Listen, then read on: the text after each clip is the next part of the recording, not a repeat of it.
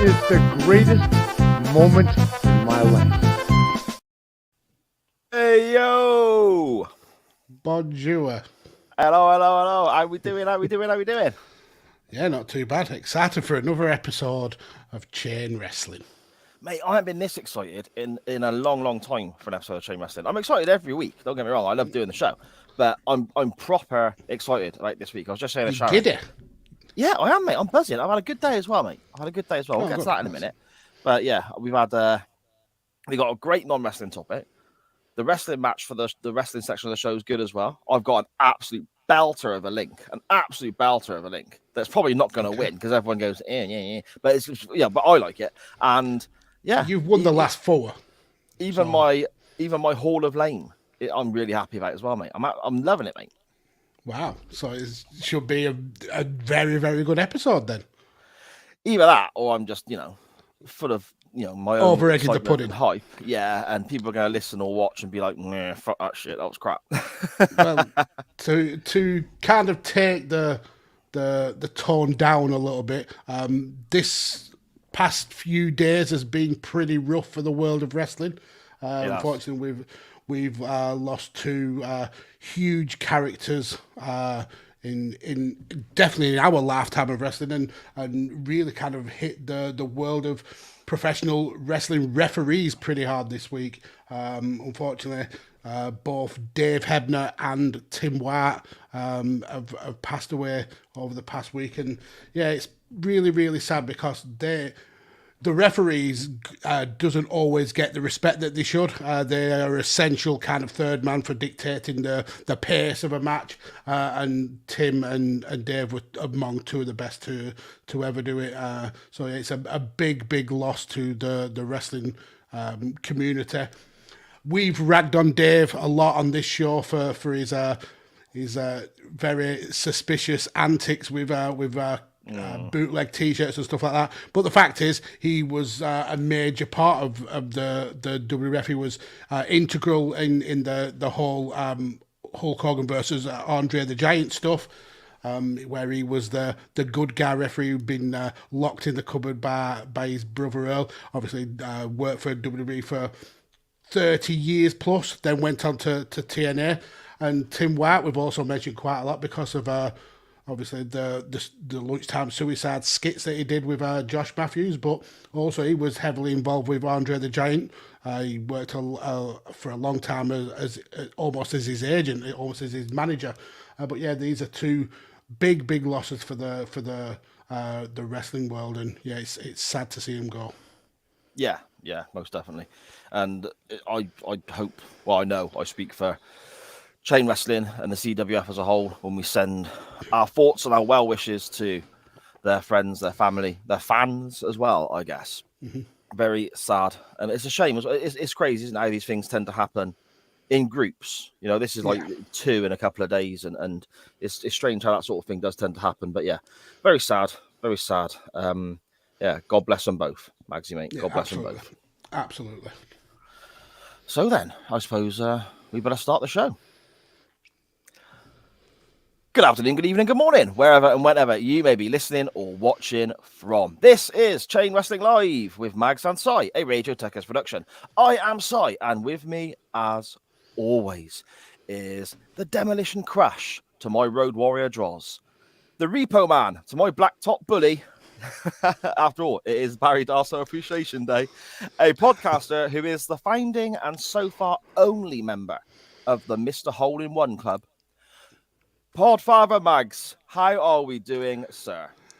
All hail Barry Darsow. Yeah, this for me was a week where I didn't mind who won because we were all going to be treated to some Barry Darsow love. Yeah, it's been a fun weekend. I had a birthday party for one of the granddaughters here.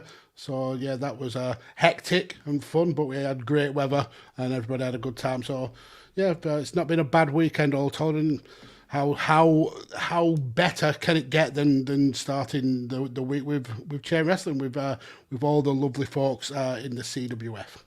Yes, indeed. A little bit maybe a couple missing tonight from our usual group. Mr. Matt Willis is otherwise engaged and says he's going to catch us on the podcast version later in the week. Dan Griffin is out on the piss in Chester with some of his mates. Poor Dan. Well, yeah, we did say before the show, what's in Chester? And we said Hollyoaks is filmed there, isn't it? So it's obviously full of absolute dicks. Your hatred of Hollyoaks is just unfounded. It's terrible. It's absolutely. I can watch it with the sound off because some of the ladies are nice to look at. Brilliant. It's when they talk, they ruin it. Yes, indeed. Oh, mate, I've had an absolutely fantastic weekend. Yeah, I mean, from the minute we came into the studio, you've been like a giggly little kid. So go on, what's gone on? Well, it just had a great weekend. Friday, I had a nice chilled one. Saturday, I went to Evolution Wrestling in Gloucester with my wife and my two youngest. Really, really good show. Saw some great matches there. Saw Doug Williams wrestle against Joel Redman, who, if people are unaware of Joel Redman, he was Oliver Gray in NXT, and they wrestled a best 2 out of 3 falls match in the main event that I thoroughly enjoyed. Really, really good evening. Had a brilliant recording for the Doctor Who pod yesterday afternoon with Dan Griffin. It was, put it this way, for those who listen to the Doctor Who pod, when the show ends, we don't really publicise it, but I suppose this is me publicising it now, I guess. When the show ends and the music finishes, I imagine most people skip on or whatever. We normally chuck our outtakes at the end there, or anything that's happened pre-recording, post-recording. We normally just chuck them in there. This week, I was 10 minutes into the show and I already had 6 minutes cut out. Because I just couldn't stop laughing at some of the stupid stuff Dan was coming out with, and some of the other things. We went on a tirade at all sorts of we get sort of sidetracked a little bit, and I have to cut it down. And I just chuck the stuff on the end that I think it make me laugh, so hopefully it'll make other people laugh. So I had a blast doing that. And today, I had a great Father's Day as well. The wife made an absolutely banging curry, and that was lovely. And then today I went to work. It was a good day at work. And on the way home, there was a little baby on the bus who was really adamant they wanted to talk to me. So I was talking to a little baby, and I saw a squirrel, mate. I like squirrels. So today's a good day. So, not on the bus. The squirrel wasn't on the bus. You talk to a baby. Mm-hmm. Brilliant. No, that sounds like a really good day. And I like your little suntanned, rosy red cheeks as well. Yeah, we were talking about. I got a bit on my arms. Obviously, it's a big sunny day, and I'm waiting for the bus, and I could feel myself getting heated up by the sun. And my one cheek on this side here is slightly redder than the other. And I think that's because I sat that side of the bus, and that's where the sun was coming in. Because I'm on the bus for both bus journeys. It's probably about an hour from when I finish to when I get home. So it's a little while to be sat by the window, I guess, Magsy. Yep, maybe next time switch sides or get onto one of those seats where you're facing backwards. We ain't got those. Oh, have they not come to Gloucester yet? No, not yet, mate. Hey, we got flash buses, mate. Some of our buses are Stagecoach Gold buses. Have you seen these? I haven't, no. No? I haven't been a bus wanker in about 25 years. You got your ordinary Stagecoach buses that are proper bone shaker pieces of crap. There's no way they're safe. No way on earth they're safe. And what worries me is when these buses, they finally do deem unroadworthy, they sell them off to be school buses. So that's I thought you were going to say that we get them in Gloucester. No. But then the main routes, you get some main routes like the Gloucester to Cheltenham one, the 94 and whatever. You get Stagecoach Gold, and it's like they've just gone a little bit extra with these. So the seats are nice and comfy and a bit wider and stuff like that. You got a little plug so you can plug your phone in and charge your phone, and you got Wi-Fi on the bus and all that. The only issue is though, my work trousers at the moment, I'm wearing shorts. My work trousers, they're like the sort of just sort of cottony sort of knock around the house jogging bottom material. These seats are like the fake leather plastic stuff. So I find myself just sliding in the seat towards them. Because I can't, and if they break suddenly, I slip off. I just go on, off I go. Wow. Sounds posh though. It is, mate. Wow. First time I got on one, I was like, look at this. Have I got on the wrong bus? Yeah, and you get after a while it gets bloody annoying, but you get the it's like on the train. You got like the electric, almost like what would be like an electronic scoreboard, I guess, that sort of digitized kind of image, and it's telling you what stop you're coming up to and all that. But then recently you started having an automated message when the bus gets to certain points in the road, because they're all tracked, didn't they, with Wi-Fi and all that sort of stuff. It goes, the next stop is Chosen Hill School. So Right, like a train. Yeah, like on a train. So, and the first time I was on a bus and it was doing that, I was like, that's amazing. That's so cool. You know? Wow, I'm blown away by automated voices. Yeah, exactly. But then when you've experienced that for, like I said, I'm on the bus for over an hour. When you've experienced that for about 20 minutes, I'm starting to think, yeah, okay, I do know where I'm going though. I get this bus not journey everybody every day, does. but, well, yeah, but I'm not arsed by them. Yeah. Brilliant. I got to keep turning my headphones up all the time, so I can, I'm listening to various podcasts. Listening to Total Steve-O's podcast on the way home today, and I was turning it up and turning it up and turning it up because the bloody voiceover from the bus kept draining out my podcast, mate, driving me mad. The driver might have been turning up louder and louder because he knew you were turning your headphones up. Oh, do you reckon? Yeah. A sneaky stagecoach bastard. The thing is, it don't matter how flash the buses are, they still don't freaking turn up. So, they're still late or they get cancelled all the time. So, yeah, I have not been on a bus in such a long time. So yeah, to get Wi-Fi on a bus, that's new to me. So yeah, that's cool. Good, mate. Yeah, it's good. But like you said, there's no seats that turn around. So if I want to even up the sunburn, I have got halfway through, jump to the other side. Or if the bus is busy, I'm supposed to turn around and kneel on the chair. Surely the sun wouldn't be shining through both windows at the same time. Yeah, but I'm obviously closer to one, aren't I? I don't sit in the fucking aisle, do I? No, I know, but if you swap sides to the other side, there's been no sun there because it's on the opposite side. What do you think? Like the main route through Staverton is like one half of it is in complete darkness. There's But the sun wouldn't be on both sides of the bus, would it? No, but the actual sun. Well, okay, fair enough. But at the same time, wouldn't it be better to go the other side rather than just keep burning the one side? It would, but why do we get so fucking pedantic about very little things on this show? You're the one getting pedantic. There's no sun on the other side. Well, why is it like eternal night in that side of Cheltenham or something? I mean, with the way people from Cheltenham sound, I would not be surprised. Yeah, I don't like Cheltenham. But that's mainly a football thing, to be honest. So there we go. Should we jump into the chat, Magsy, and see who has jumped in to say hi? We got a couple of messages there early on. Yes, we have Dan telling us that he wouldn't be here, which is lovely. Cool for him to let us know. Sharon's in. It's Monday. You know what that means. And good friend of the show and valued CWF member, Scottish Danny. Hello, sir. And he's also echoing what we said about Tim White and Dave Hebner. Sharon confirming that you were that excited that you talked to a baby on a bus and saw a squirrel. What a great day. Just that exclamation at the end. What a great day. I have talked to a baby and I've seen a squirrel. It's all coming upside. It weren't like I just saw a squirrel. It weren't just running by. It there's like a grass verge where I wait for the bus. So I sat down and the squirrel came right by me and stopped and was ferreting around and talked to me. The squirrel I spoke to a squirrel.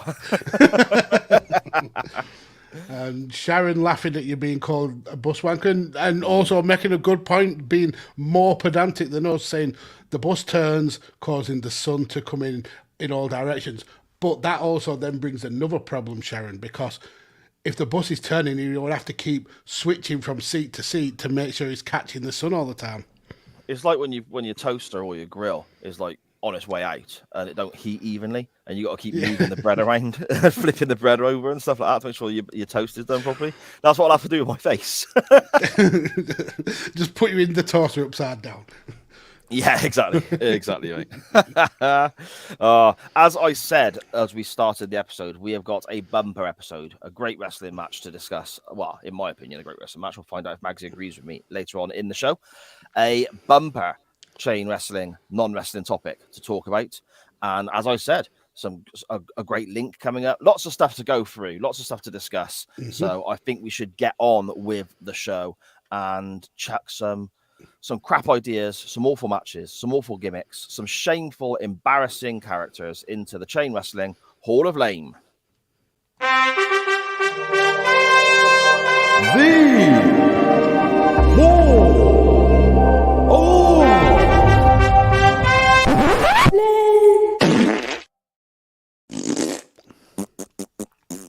Magsy, what we getting rid of this week, my friend? Okay, so let's go on a little wrestling journey. So from being a pretty young wrestling fan, one of my favourite events of the wrestling calendar was always King of the Ring. Always that kind of one day competition of wrestling was always something that really kind of got me excited as a wrestling fan. And you think of all the years that the WWE has done King of the Ring shows, we've had some major winners of that King of the Ring. Like the first ones, Don Morocco, Harley Race, Randy Savage has won it, Ted DiBiase, Bret Hart went back to back, Owen Hart, Stone Cold made his career from it. People like Kurt Angle have won, Edge, Booker T. How can you forget Booker T as King of the Ring? King Corbin, King Barrett, William Regal. Going through the name, it's like a who's who of wrestling royalty. And then you get one stuck out. I think I can tell who's missing, but go on. So you get to 1994, Owen Hart really kind of helped push him into the upper mid card of WWF. 1996, you had Stone Cold, which was the start of the path of the biggest star in wrestling. That year in between, though, 1995, that didn't go too well. That was the year that we got King Mabel. Okay, now, I was thinking of somebody else, but yes, this is awful. Go on. So, who were you thinking of then? I was thinking of Billy Gunn. I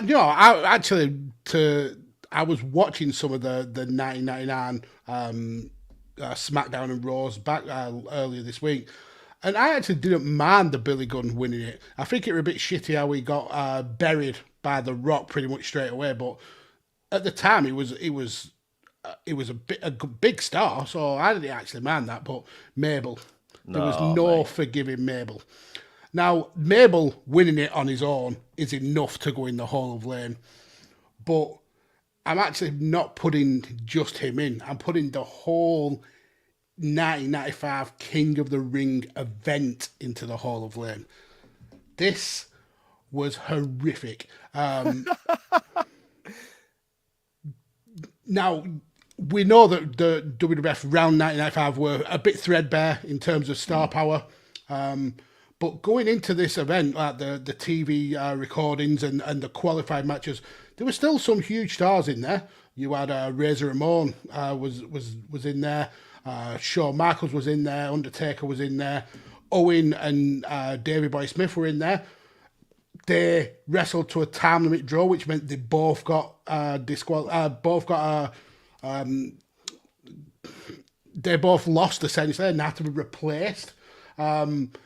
The problem with the show is Undertaker goes out pretty much first round to Mabel.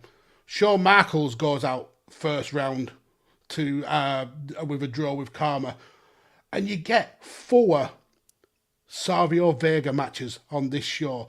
Now, if you listen to a change in attitude, we praise Savio Vega all the time for being one of the kind of underrated workhorses that is carrying the wrestling in that era. But 4 Savio Vega matches in one day is too many Savio Vegas matches. Too many in a month. Even his mum wouldn't want to watch 4 of those matches. So, so we end up with the semi-finals of Mabel getting a bar to the final, and the other semi-final being the Roadie versus Savio Vega, and Mabel ended up winning the show. So, I'm going to have to put in this whole just horrific pay-per-view, and I want to leave it with a review I found of it on a cage match. Says this is by a guy called Derek Joyce, and he gave it a 0 out of 10. And he said, surely this can't be as bad as its reputation, but unfortunately it is. WWF's roster was thin at this point anyway, and several of its big stars weren't there, most notably Owen and Davey Boy, who had inexplicably fought to a draw in the qualifiers and were both eliminated. Add to that both Marcus and Undertaker going out in the first round, and Bret Hart farting in the awful Jerry Lawler angle, and it's clear this tournament was actually meaningless. Add to that the complete absence of title matches, and you are looking at something pretty unpromising. And then when Mabel went on to win the crown, but not even in the main event, it was clear this was a screw-up beyond any redemption. Not every match is terrible, but there is nothing that can make up for the complete lack of anything meaningful. Except for the later returns, this show may have been the worst of Shawn Michaels or Bret Hart's wrestling career. Not even they could save this. Wow. So yeah, a damning rating for this show. It's cage match rating is less than 1. That's how pretty bad that this is. So yeah, I'm putting in the whole of the 1995 King of the Ring. Wow. Yeah. See, I've not watched that show in a long, long time for obvious reasons. But Mabel Yeah, winning. it's terrible. Yeah, exactly. Mabel winning King of the Ring, though, led to him having a title shot against Diesel at SummerSlam that year. And he broke Diesel's back. And it's just. I understand McMahon's obsessed with size. I understand Vince McMahon sees a big guy and thinks money. But even he must have looked at Mabel and gone, yeah, that's a stretch. Mm-hmm. And I mean, Razor Ramon, I think he got injured in his qualifying match, so he had to be replaced. But you had Shawn Michaels in there who could have used that King of the Ring moniker, but no. I mean, Savio Vega should have won it for the amount of fucking matches he had on the show. But yeah, Mabel as King of the Ring. Yeah, it was a ridiculous thing to pick. Yeah. Yeah, no, a very, very worthy entrant into the Hall of Fame. That is. I mean, if Shawn Michaels can't save a show, then you know it's in trouble, don't you? Mm-hmm. Yeah, you know it's in trouble. Dan Griffin's saying in the chat, Mabel was all right, but he was no viscera. Very, very true. This is correct. And he's certainly no Big Daddy V. No, definitely not. With the big smoking jacket. I could get on board with that. The world's biggest love machine. Yeah, and Lillian Garcia was like obsessed with him. Obviously, storyline wise, I'm not saying I'm not saying Lillian Garcia's got some sort of fetish for larger gentlemen or anything like that, but you know. Hey, maybe she has. Maybe there's hope for us all. If she has, yeah. If you're listening, Lillian. Which, of course, she is. Catch me on WhatsApp. Slip in our DMs, Lillian. All right. You can sing me any anthem you want, love. She can taste the people's strudel. Oh, dear me. Let's move on. I'm going back 10 years before you, Magsy. From 95, I'm jumping back into the mid-80s, literally the mid-80s, 1985. And I'm going to head across to Texas and world-class championship wrestling. And the famous family from Texas and world-class, the Von Erich family. This is partially inspired by the news that they're making a new Von Erich film very soon about the family. And Zac Efron, is going to be part of this production one way or another. He's playing somebody in this story about the Von Erich family and world-class wrestling and so on. So I'm quite looking forward to that coming out because the whole historical nature of that company and how things went, the disasters and the family issues and so on, I find absolutely fascinating. Yeah. However, there was one family member that caused more controversy than most, shall we say. When we had an issue with Mike Von Erich, who was very, very ill.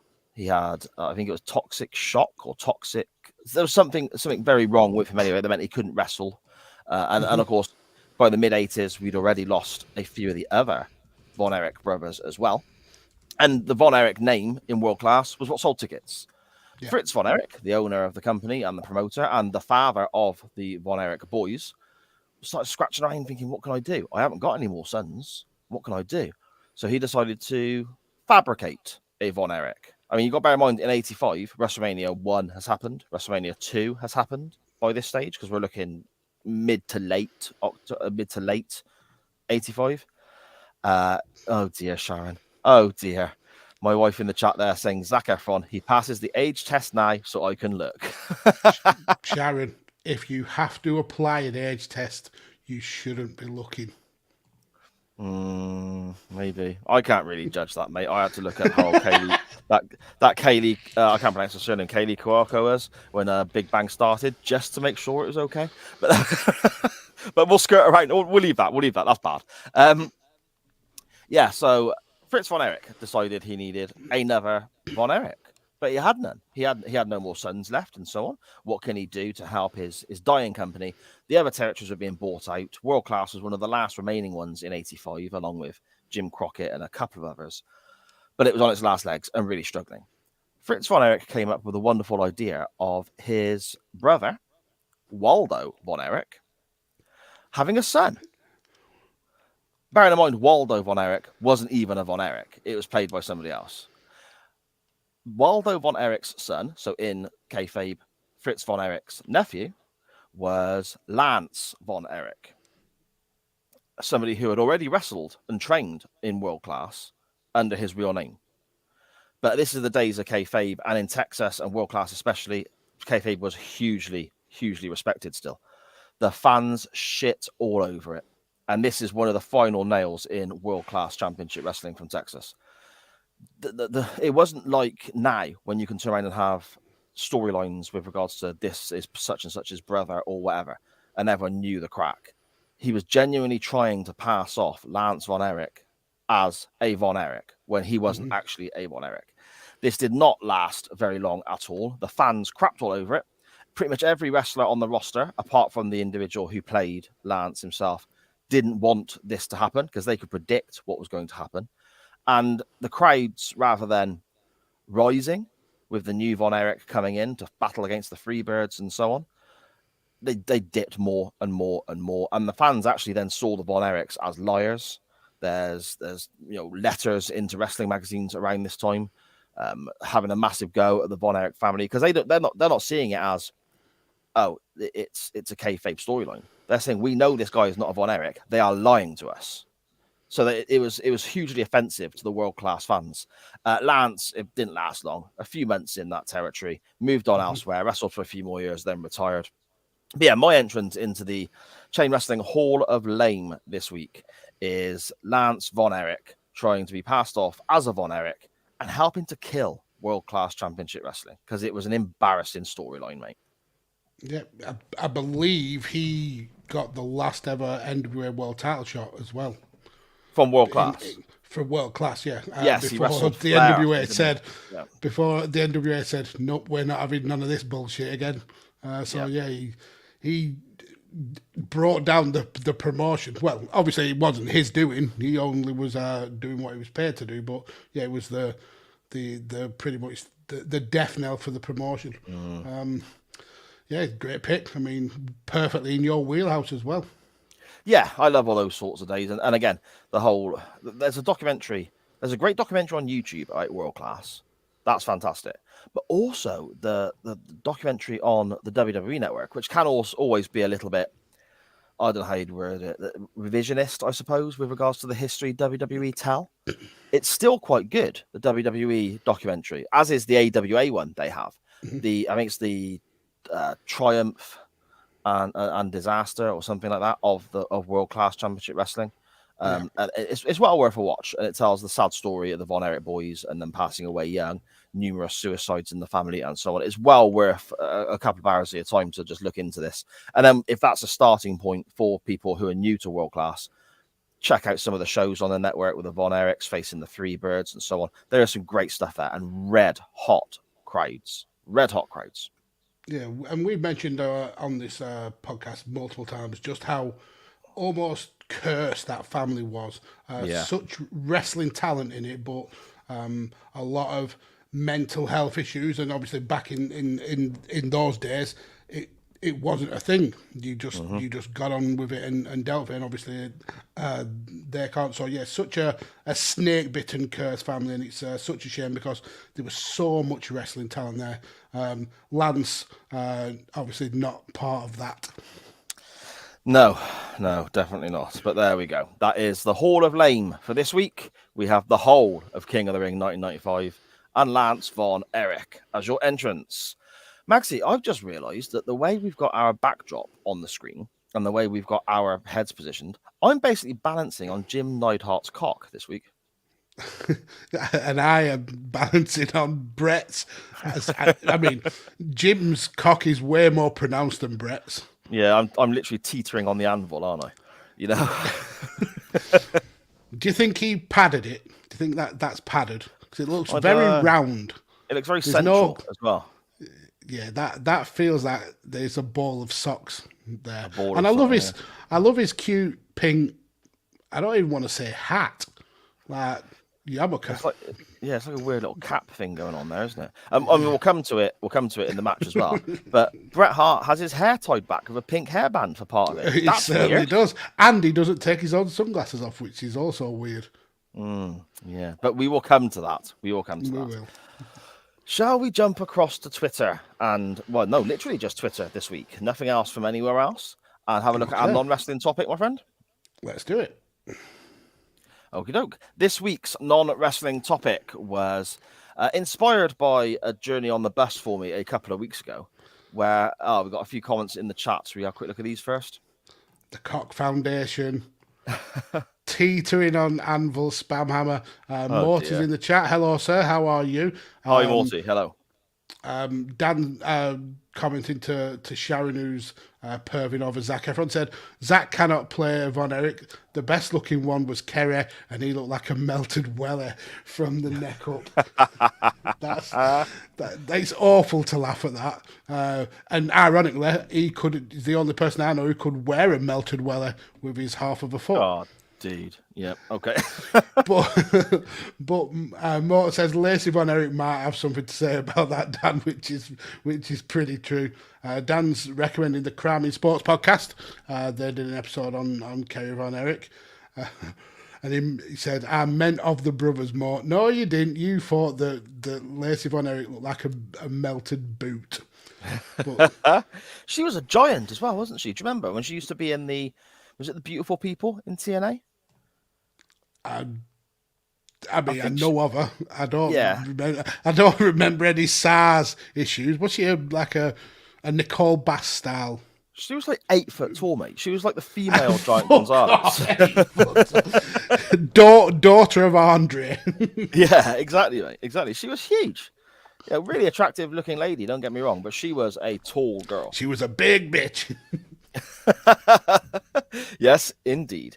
Okay.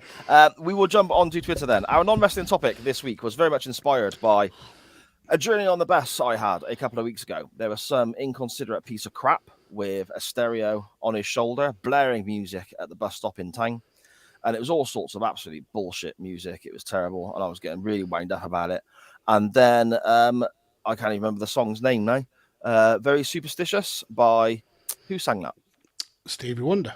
Yes, came on. Yes, that was it. And I thought, this is all right, actually. And at that moment, he got up and walked off. And I was like, all right.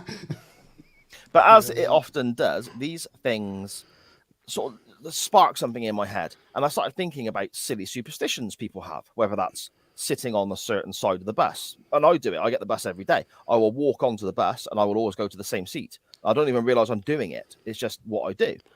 You know, and you see other people on the bus going to work, all sat in the same seats every single day. Superstitions with regards to sport, good luck, bad luck, the black cats walking in front of you, anything at all like that. We put the tweet out asking about it. And as always, the CWF did not let us down, Magsy. No, they didn't. Superstitions, all that believing in mumbo jumbo bullshit. So let's get into it. Are you going to be all negative and funny about this now? Is this what's negative? Yes. Funny, maybe not. Are you going to shoot down people's superstitions? I can't say that I won't, but excellent. I'll try to not do. I'll be honest, I was kind of hoping you would, but here we go. We will start with Chris Bellis at Real Chris Bellis on Twitter. And he says here, at work, now that I'm taking charge of my ward more, I finish our safety brief during handover by telling everyone that I have the best team with me today. The first time I said it, we had the perfect shift, so it sticks. That makes sense. Yeah, I can't find Chris Bell. I can't find Chris Belters on here at all, so that's fun. Okay. I'm going by the order they came into us. Oh yeah, I know. You do this on purpose. I don't do it on purpose. I just screenshot it onto my phone, right? We always appreciate Chris's input anyway. We do. We have a comment from somebody new, Magsy, who has sort of latched onto our little group via the Doctor Who pod and interacts with us a great deal about Doctor Who and is a big Colin Baker fan. I apologise for anything that we say or do on this show then. Yeah. Don't judge us on this show alone. Yeah, this individual is a big Colin Baker fan as the Doctor, so it causes quite a few interesting discussions between her and Dan Griffin, who has not enjoyed the Colin Baker episodes we have reviewed thus far. But we have another one coming. Colin Baker, was he the one with the question mark jacket? He had a question mark on his collar, I think. Yeah. But he had the big curly blonde hair and the long red coat and all that sort of stuff. I remember him. And a cat brooch. I don't remember the cat brooch. Yeah, a little cat I remember brooch. him. Yeah. But we have a new episode of the Doctor Who pod tomorrow, which is reviewing Vengeance on Varos, which is a Colin Baker episode. So everyone go and check that out when it drops, I believe, at midnight. So it should be with you tomorrow at some point. Mm-hmm. At official AB_POS, she says here, I'm a habitual knock on wood kind of girl.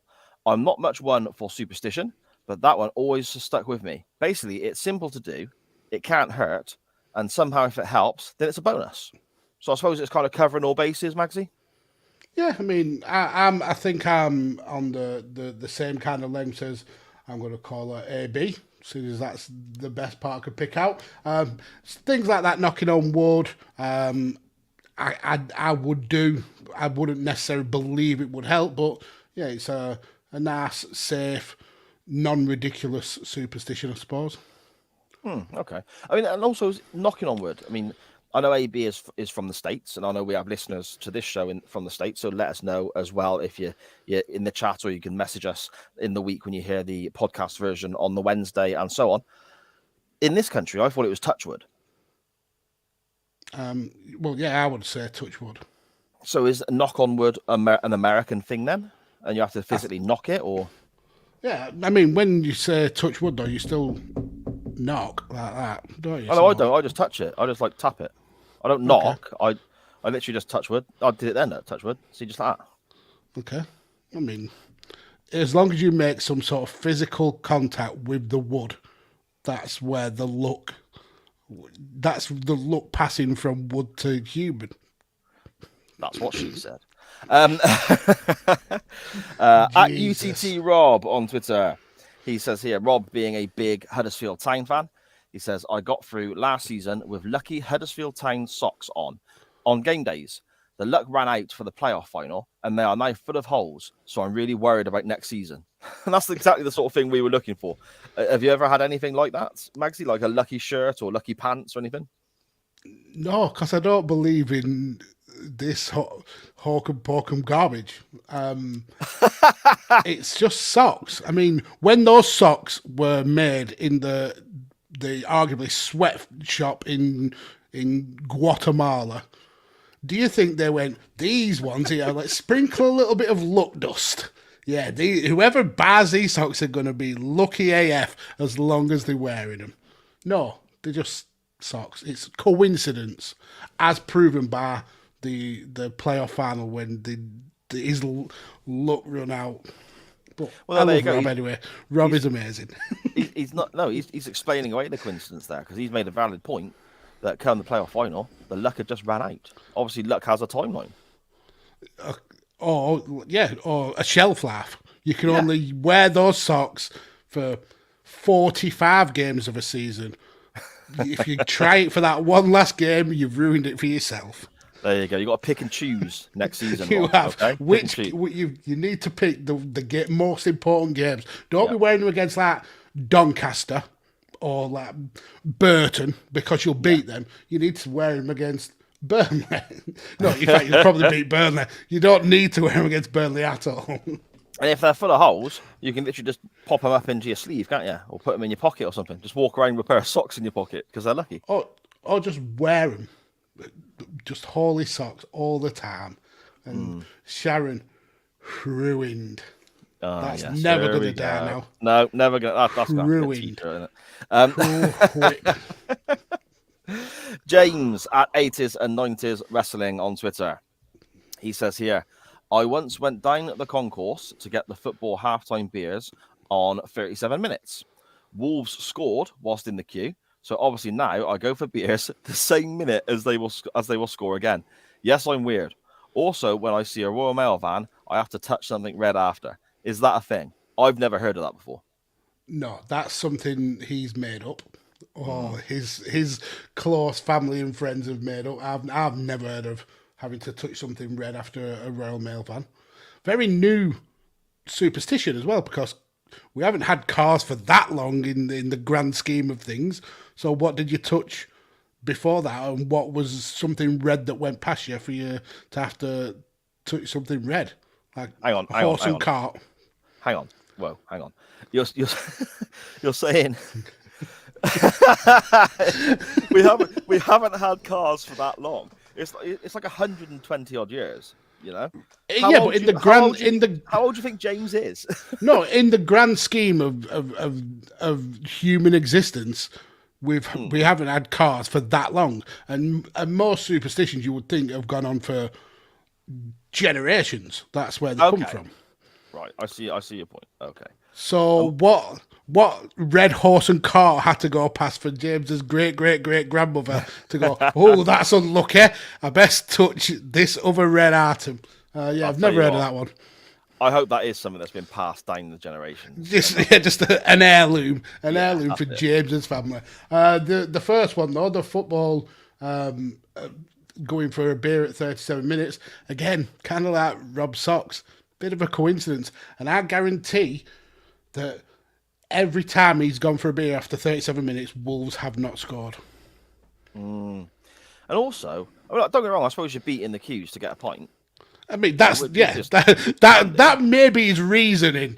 He may be saying to his mates, "No, I've got to go now." 8 minutes before the end, and it's because he's got a massive drink problem. And he wants to neck 2 pints before people come and join the queue. My hip flask is empty. My emergency hip flask is empty. I now need to go get a pint. Yeah, exactly. Morty in the chat, who I believe is joining us from abroad this evening. I believe he's in Poland. I may have that completely wrong, and I may have totally misunderstood the scenario. But I think I read somewhere that Morty is in Poland. Or, like I said... His wife is Polish. He mentioned it last week. Oh, okay. I've slept since then, mate. He also mentions it multiple times on the Morty and Fitch podcast, which people should be listening to. Yeah, okay. I do listen to it. Okay. All right. I wasn't saying it for your benefit. I was saying it for the benefit of the rest of the CWF. It sounded really snarky. Who people should be listening to. Like you're blaming me. Anyway, certainly Morty not the case. says, it's not a suspicion, but apparently, according to Fitch and Dan Griffin... Yeah, that's what I got here, suspicion. Did he mean superstition? Ah, yeah. I should have picked up on that when I read it. My bad. It's not a superstition, but apparently, according to Fitch and Dan Griffin, the way I dry myself after a shower is unusual. I also get told I'm odd for washing my hands before and after using the toilet, but I think they're odd for not doing it. Before? Yeah. Before? Yeah. That is odd. I do find that odd. Yeah. I think it depends on what the scenario is. When I'm at work and I've done certain things with like metal shardings and silicone, and your hands are all you don't want to be touching, little Si with stuff like that, do you? You know? No, I mean, yeah, certainly there'll be circumstances where you would need to wash hands. I get that, but every single time, that's weird. And he's in the chat, so why would you touch your chat with dirty hands? I mean, why would you touch it with clean hands then? because surely that would just dirty your hands with your chap. Well, it depends Also- how dirty a chap is, doesn't it? If you're me, it's pretty dirty. You need to go to the pharmacy or something, mate. We also need to know what his toweling regime is. I asked, and he said he Okay. has mentioned this on the podcast previously. And after that, Dan Griffin started referring to him as SpongeBob Squareballs. He says here, I'll just read the tweet out he sent. So I do something that I've never really thought about, but my wife spotted the other day and told me it's weird. So, question for the fellas. When you finish a shower, do you give your bollocks a little squeeze to avoid any excess water dripping? No. Right. So I have a more unconventional toweling procedure. So Okay. Shall I settle in for this, or? no, it's not a long one. So I'm sure mine will start the way that most people start. That you would dry your hair, then essentially work your way downwards. Makes sense. That's the way the water travels. But my wife has got a Darsow hairdryer. Where are you going with this, Mags? Or more to the point, where is this Dyson hairdryer going? It's getting switched on now. Obviously, people will know what a Darsow hairdryer is. They're like the kings of hairdryers. Like Darsow were the kings of vacuums. So they're really powerful hairdryers, and I've worked out that they're really powerful body dryers. So you can dry the parts that maybe sometimes a towel can't reach.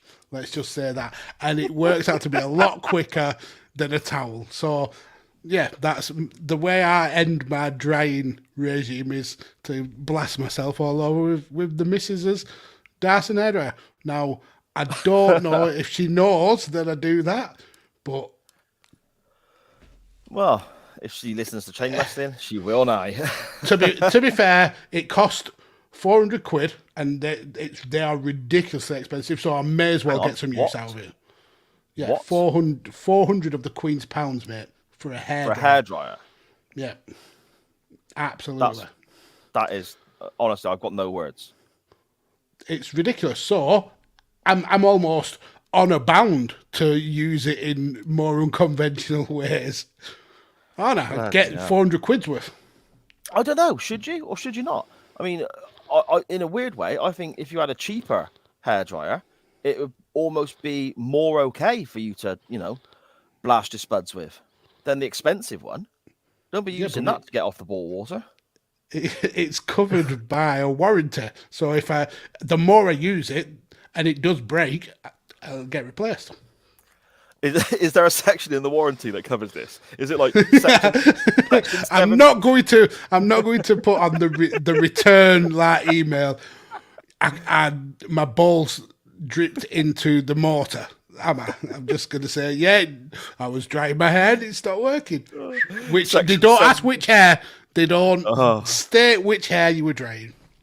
Section 17, line 3. Do not blast your bollocks. We will not pay out on the insurance if you're warming your arsehole with the hairdryer. Oh wow, that got a lot of traction. So Mortis said, when I originally tweeted that a year or so ago, I was quickly told by the entire Twitter that it's odd. Then Danny's saying Darsow sponsorship. I mean, we would happily take it. James Darsow, if you want to throw some of your billions our way, we will take it. He does listen. He goes and joins Lee and Garcia, and they listen together. I bet he dries his bollocks with a hairdryer, guaranteed. I reckon he's got a wall of hairdryers. Doesn't use a towel at all. Just stands there and spins around like a kebab in the shop. That would be amazing, wouldn't it? Yeah. Just to step into a room and go, and you're fully dried, like Back to the Future. Yeah. Mortis also said he brushes his teeth with hot water. I would actually say you're all odd for washing your teeth with cold water and going to the toilet. You brush your teeth with hot water. Yeah, he tweeted in about this as well, saying he brushes his teeth with warm water. And he then says, you don't use warm water to clean anywhere else or anything else. So why would you use it for your teeth? And when he explained that, I was a bit like, okay, I could kind of understand the logic behind that, but I still use cold water. Okay, so to counter that, you also don't put toothpaste around your cock and balls to wash it, like you do with. You're right, I don't. Teeth. Well, some may. Morty may. He'll have to answer that. Cat's out of the balls bag now that the hairdryer will be hidden for the foreseeable. Yeah, I would not be surprised. Blast your spuds. There's a new episode title. Hot water, get the logic, but another nope. Sharon, I'm hard in my hairdryer. What you want to do, Sharon, is say, look, Mrs. Maggs has got a 400 quid hairdryer. No, shut up. I need a 400 quid hairdryer. No, not at all. Wise, Sharon, very wise by Mortis. Good call, Sharon. My wife uses toothpaste to clean. Jesus. So whenever you have a brew, ooh, Aquafresh this week, darling. Yeah, I mean, I'm quite finicky about my tea, my cups of tea. Wouldn't it make your tea minty? I mean, minting coffee, fine. Minting tea, no. I do not want the taste of Colgate when I'm having a cup of Yorkshire tea. No. What about if you use the like the charcoal toothpaste that we were talking about a few weeks back when I scared my lad with it because it's black? You know, imagine that, making a cup of tea and it ends up black because of your toothpaste. All the froth, all black and grimy. Yeah. That's. Oh, he says the outside of the toothpaste. So. Oh, the outside of the kettle. Yeah, I mean, I don't want the outside of the toothpaste. Yeah. Even that's weird. So you would put a bit of toothpaste on, I would assume, on a rag or a sponge to clean the kettle. No, see, I don't mind that. Why specifically the kettle? Why not like the microwave? I imagine the kettle being stainless steel or something like that. In which case, it's not. I don't think he means like a plastic kettle, like the £5 white job from Asda. I'm going to scrub that with toothpaste. I imagine it's a metal kettle, isn't it? It may get rid of the stains if it's yellowed over time. A bit of whitening toothpaste brings it back to its former glory. What a great shite! Yeah, what a great shite. At Total Steve-O on Twitter. And before we get to Steve-O's tweets here, I want to just mention his solo podcast again. I've been following along. I'm a few episodes behind, but we've been following along on the his sort of musical journey story, and it's fascinating. And there's so many crossovers as well. He talks about going to rock clubs and so on, little dingy places to have a DJ just play rock music all evening. That's how I spent my Saturday nights as well. It's fascinating hearing somebody else telling the story about how they developed their musical tastes. Absolutely brilliant stuff. Well worth checking out Steve-O's solo podcast. Absolutely brilliant. Follow Steve-O on Twitter at Total Steve-O. He says here, I always wash my hands after everything I touch that's been used in public, i.e. if I've been on the tube, the bus, checkouts, admittedly, the pandemic has made me more paranoid, but no, I'm not a corona nut job. I say a lot to myself when something doesn't feel right, it's a sign from God, so I stop doing whatever it may be. Okay. Thoughts on those, Max, before I carry on? Makes sense. I mean, humans in general are dirty animals, aren't they? So, I understand people being weary, especially with how COVID ravaged the whole of the world. Maybe it was an eye-opener for a lot of people that you should be more wary of public spaces and things that other humans have been touching because they may not be as clean as you. So yeah, that makes a lot of sense. Fair enough. Steve-O continues, I'm very OCD and feel if nothing is straight or in line, I must correct it. I.e. when exercising, everything has to be aligned. If it is not, I cannot perform the exercise. Yeah, I get that. I can't. Mine's more. That's about exercising. Look at me. I can't make that comparison, obviously. But mine's more about. This weight's only 5.5 kilos. Oh, I'm gonna have to stop, Sharon. I love the way I've gone back into Farmer Giles there with the accent as well. That's fantastic. Now, I mean, maybe that's why I don't exercise. Perhaps my OCD is so extreme, I just can't even start. But I have got like I like when I get in from work. I said before, I get a little window of time where the kids aren't home yet, and I am. I like to have a toasted sandwich, sit down and watch a bit of telly and a cup of tea and chill out. But I can't do that if certain things aren't done beforehand. So a bit of washing up, normally the vacuuming, but also the TV, the cable box, and the stuff that's around the cable box. Like my wife's got a couple of ornaments and stuff like that. They have to be within, I would say, 4 or 5% of exactly the same position and straight and so on. Because if one skew whiff, it drives me mad. But of course, like the cabinet, for example, if the TV cabinet to me looks like it's slightly off and I move it back one way, that's not a small thing I'm moving. So if I'm naturally, then I'll move it too far one way. I end up just shimmying this thing around for half an hour because I can't sit down and relax because it drives me batty. I get that. It is a little bit weird, but I get it. Yeah, fair enough, mate. Steve-O says, I always start work early as I feel I'll be behind. Okay, fair enough. You want to make sure your boss is aware of that, Steve-O. Don't work for nothing, mate. Don't work for nothing. Exactly.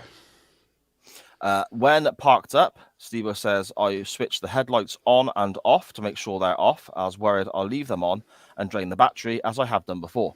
I also lock, unlock, and lock the car to make sure it's definitely locked. I do that with the front door.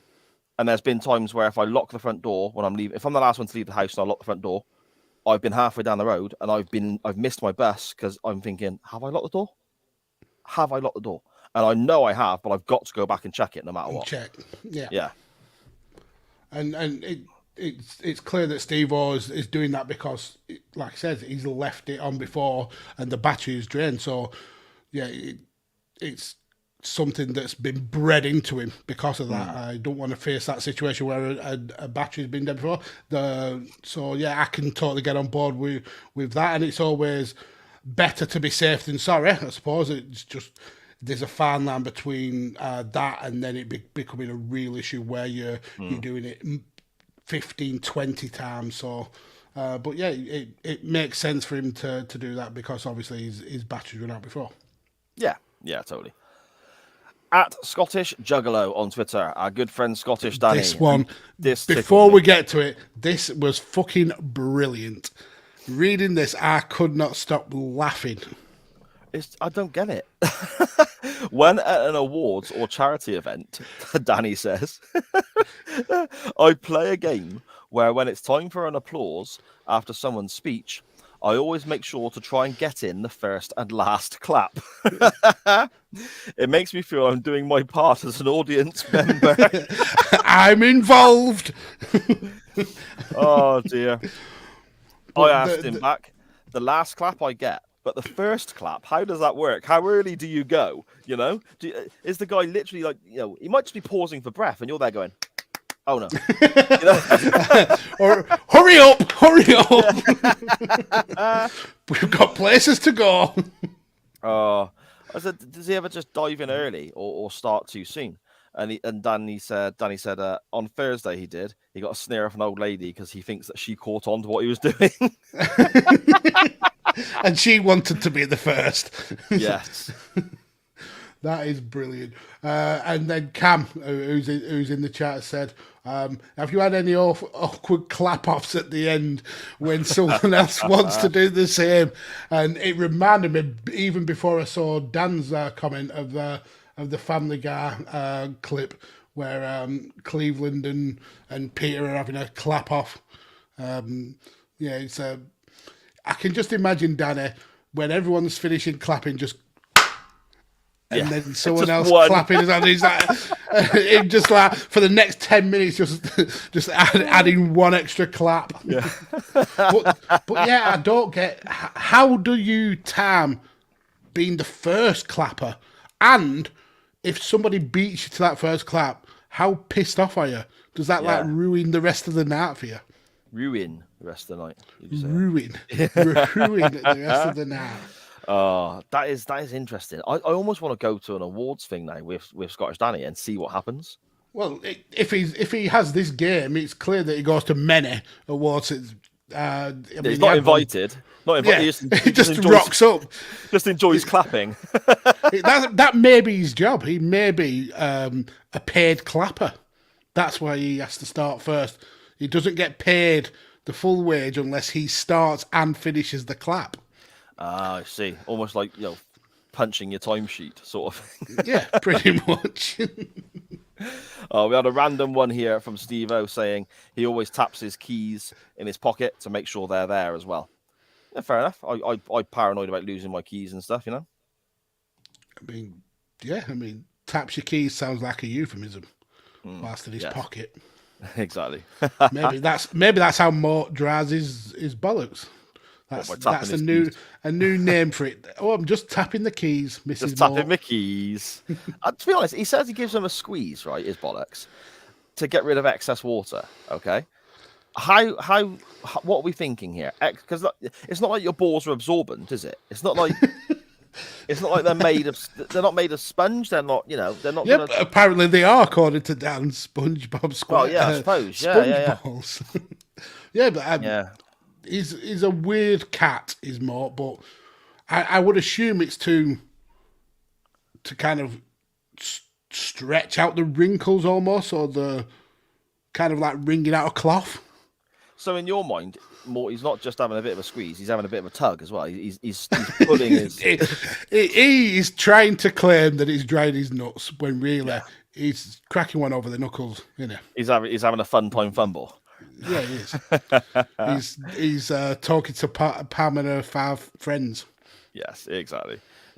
I got to say a big thank you to Morty, actually, if he's still in the chat there, which I think he is. He posted a picture earlier on today of a load of wrestling figures that he's come across and he wants to sort of get rid of, and there's a load of old WCW ones. No, not like that, Magsy. And he's selling them cheap because they're all sticky. All crusty. He's stuck together. You pick one up, you pick them all up. That's it.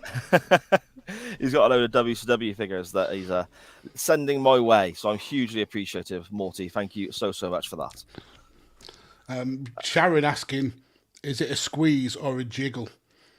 I think he pulls them, stretches it out like a bat wing. A bat wing? You cannot harm me, for I have wings of steel. No, because if they're veiny, aren't they? So you stretch them out and you can see the veins. So I think he does that. Okay. You've obviously given us more thought than I have. I'm still thinking about it now. Oh, why? Connor Knows Soccer at Connor Knows Footy on Twitter. He says here, I only wear my crew, which I believe is Columbus Crew, is the team that Connor follows on Stateside. I only wear my crew and USA football shirts during matches, and I take them off directly after the match.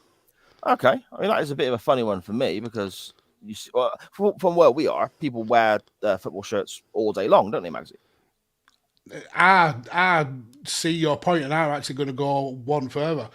He says he takes them off directly after the match. So in the queue to leave the stadium, you've got all these Columbus Crew fans, and then just one Connor shirtless rocking through the turnstile, shivering. Final whistle goes, and he's got to whip it off right there. Yeah, like that. Oh shit! It's extra time. Let's put it back on. Brilliant stuff. Dan Griffin at Dan Griffin 21 on Twitter. He says here, early on last season, Dan is a Liverpool fan, for those who are unaware. Early on last season, I had a few instances where I was losing interest in Liverpool football matches and started playing a game on my phone. Each time I started playing the game, Liverpool scored. So I started playing the game every time Liverpool needed a goal. It worked pretty well, apparently. So how are you gonna poo-poo that one? Coincidence, like the socks and like the buying beers. It worked once. It probably worked a few times because Liverpool, they score a hell of a lot of goals. So you can easily say, I was playing this game for 5 minutes and they scored. Yeah, because it was likely that they were going to score. If you'd have been doing anything else, they would have still scored. So it's good that it got you reinvested, but it is a coincidence, Dan. Unfortunately, lad. There we go. You're not influencing the team, apparently, Dan. According to Mr. Max. Not by playing Candy Crush. Let's get it right. Yeah, he says playing a game. He's blatantly on Pornhub. Let's be honest. Yeah, of course he is. Let's call it what it is. He's doing a batwing. Chris at Millwall Chris 1 on Twitter. He says, I have something I avoid. I avoid clapping when I'm on a plane that has just landed safely. People who do that are inbred morons. Why? I mean, it's never it's not a superstition, but it's something that is spot on the money. I fucking can't stand when people clap when the plane lands. It's so stupid. It's absolutely stupid. So yeah, I'm 100% in agreement with Chris there. I've never been on a plane, so I've never experienced this. Imagine you get in a bus and then people clapping when he pulls up at a stop. Now imagine that. A bus isn't fucking thousands of miles in the air. Okay then, imagine going on a coach to a festival. They still use the roads too. No, well, either way. It's transportation from one destination to another, and you're fucking clapping. No, I understand that. Clapping when a boat lands, or boat lands. A boat. You don't want a boat. You don't want a boat to land. That stays on the water, mate. Well, you want it to get to the land, then. Yeah. Okay. I mean, the way I can even at Scottish Danny, even a serial clapper thinks this is stupid. I can imagine Danny sat on a plane, and even before the plane has got to the ground, as soon as he's seen the airport out the window, he's just like that. Yeah. Running down the aisle, putting his shirt over his head, celebrating. And Sharon corrected me. It's docks. Yeah, docks. But nobody claps when a ship or a boat docks. So it's ridiculous. I understand your point of view. It's a mode of transport, and it happens all over the world many times a day, whatever. And it takes you from A to B and so on. I've never been on a plane, and the idea of being on a plane terrifies me. Honestly, the idea scares the crap out of me. I would be genuinely happy to be landing and be back on the ground safe again. Happy enough to clap, though. I don't know. I've not been in that scenario. I don't know. Right. I imagine I get caught. I imagine because you can drink on a plane. I imagine I get caught up in the excitement. Like, woo! Everyone's clapping. Sounds like yeah. Just shirtless, like yeah. Oh dear. And then he was banned from Ryanair for laugh. Yeah, that's it. Can you please sit back down, sir? And put your pants back on. Yes. You cannot dry your testicles with that hairdryer. This is for staff only. Brilliant. Cam at CamGriff92 on Twitter. He says, I always used to have the volume on a number ending in a 0 or a 5 on the TV. Sporting wise, before a rugby match, I would always tape up my ankles and also around my arms, probably to make me look hench. Didn't work, he says in brackets. Getting free electrical tape might have been a factor. And his brother Dan responded to this as well, saying he used to flip his shit if the TV volume was on like a number ending in 1 or 3. And eventually it began to be tolerable to leave it on even numbers. That's weird. The WAF is exactly the same though. Not the tape around the ankles and arms, but the volume. Just getting ready. Like. Yeah, I think Cam wanted to be the rugby's answer to the Ultimate Warrior then, with all the tape. He's running out, taking people's laces out their rugby boots to put round his arm. Yeah, but yeah, the volume thing, and I only found out this pretty recently, that the wife is obsessed with it being on a 0 or a 5, because I turned the volume to like 23, and she went mental. She went, nope, you've got to turn that to 25. So I didn't, obviously, because I'm a cunt. So yeah, she pestered and pestered until I put it on 25. Okay. See, that is a weird one for me. The 5 increments. Sharon in the chat there saying, I turned the volume down to 13 when I decide it's time to sleep. I did not know that. The best thing is, sat there watching a film, really invested, and all of a sudden the volume goes down to 13, and I'm deciding it's sleep time now, Sir. So I don't care if you're into this at all. It's bedtime. I didn't know that. I genuinely, that's brand new information to me that my wife does that, turns it down to 13. Because if I was in the room when she done that, I couldn't handle that because I couldn't leave it on 13. It would have to be on 12 or 14. Oh, I was hoping to God she'd been doing it to you for years and you just never took the hint.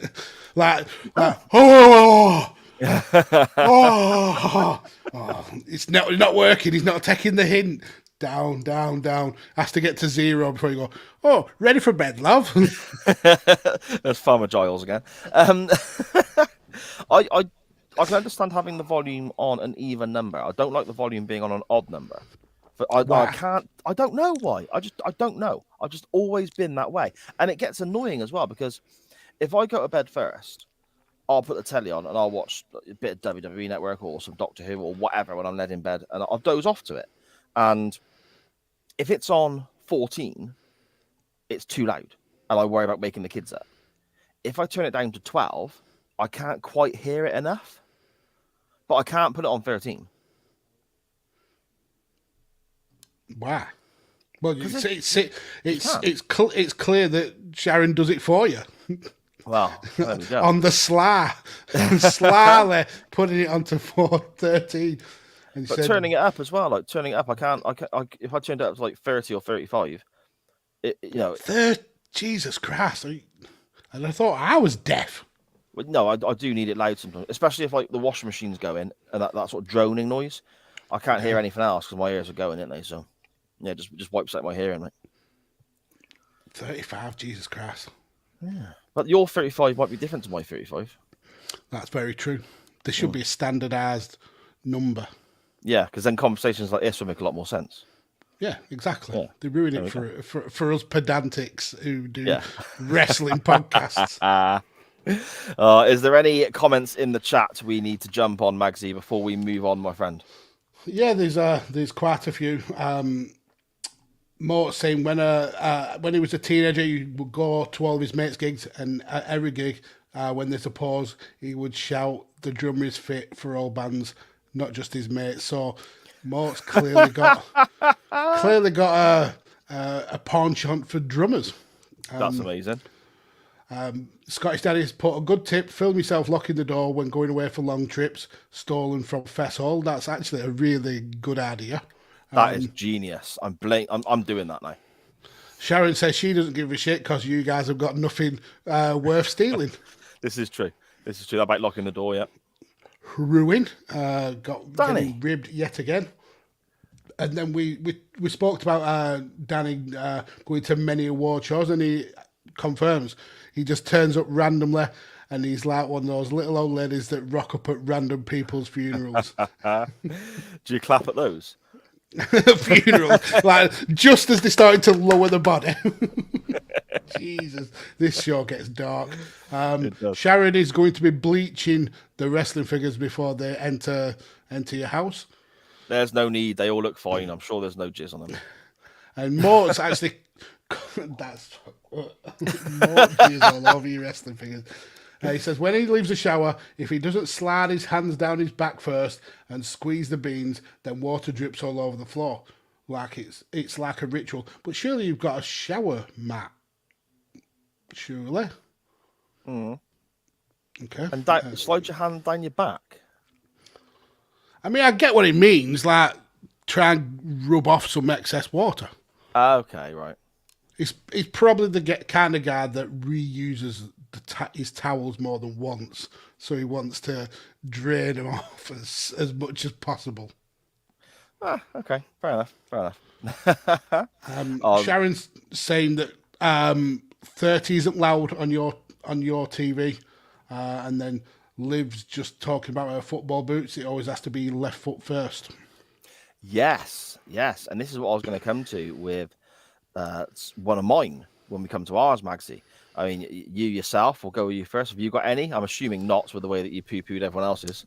Now, I am not into superstition at all. I think it's mumbo jumbo things like along the same lines as ghosts and supernatural. Yeah, I just don't believe in that bollocks. But I will always salute a magpie. Ah, okay. And it's just habit. Just I have to do that. But other than that, yeah, I don't really have a lot of superstitions. Not that I'm aware of. Just I suppose it's just saluting magpies.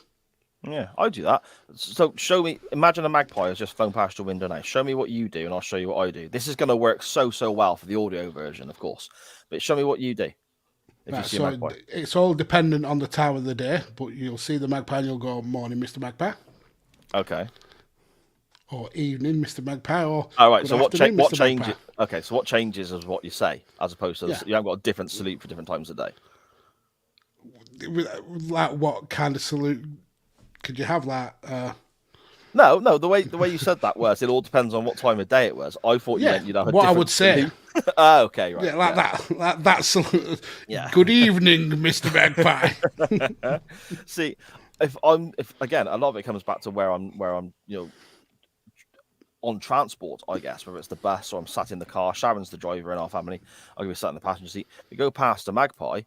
I don't want people to know I'm doing it, but now I'm going to basically expose. I'm going to blow it now, so everyone will know what I'm doing, and my family will start looking at me when we see magpies. Now I know this is coming, and I get this from an old friend of mine. I never started doing it until I was in the car with him years ago in my 20s, and he used to salute like that, and then he'd have to do another one with the other hand, like that. So like double two. salute. Yeah, what a maverick! But they were full-on massive salutes, and when he's driving, that's fucking scary. His hands come off the wheel. And he's doing all Real. Me. Right? But he then told me, "Oh, it's bad luck or whatever if you don't do it." So then, of course, that's played on my mind a little bit. So I started thinking, right, I got to double salute the magpie now, right? So whenever I see a magpie, I effectively I give it the tiniest double salute in the world. I literally go. Just touch my eyebrows like that as I'm just giving it a little nod, like a little tip of the hat, but I do it both sides. I'm gonna burst your bubble now, Sharon. We've always known you're not that subtle. So really, you think you're being sly like that? They'll never know. When really you're going. I'm gonna start. That's it. I can just full on salute the magpies with both hands, both at the same time, like that. Don't your dad mess with his eyebrows quite a lot? Yeah. Brilliant. Oh dear. I had a couple when I used to play football that were I used to always have to sit in the same place in the changing rooms, the same corner. That was probably mandated by the coach thing, though. That so you get over there away from everybody else. Yeah. You go over there and deal with the water bottles, mate. My seat was next to the tap. Livy saying about putting her boots on in a certain order. I used to do that, but it would always be the same with socks as well. And it'd be literally for one game, I put sock on, left sock, right boot, left boot in that order. And I went out and played really well, scored a couple of goals, and that was great. The following week, my boot came off. I had to put it back on again, and I was having an absolute mare. And in my head, I thought it's because I've not put my boots on in the right order. Because you broke the cycle.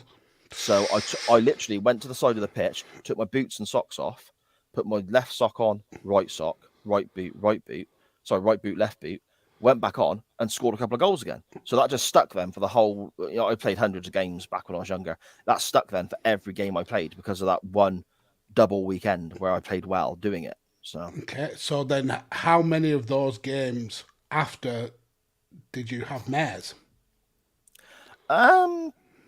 A few. And would you always find a reason why it wasn't just that your superstition was bollocks, that you actually broke the curse? I also had a pair of lucky shorts when I was like 15, 16. Look at you, knowing that I'm right. Yeah, You're right. Yeah, My superstition was absolute bollocks. To be honest, don't get me wrong. I never played at a high standard in any way, shape, or form, but my goal record was quite good. So it was almost like I tended to have more good games than bad. So I guess maybe on a psychological level, it probably played into my mind that this is working. I guess. I mean, whatever makes it work. If it gives you that extra percentage of confidence in your game, good for you. But to poo-poo it is bollocks. I wore odd boots for a couple of seasons as well. Because that's big.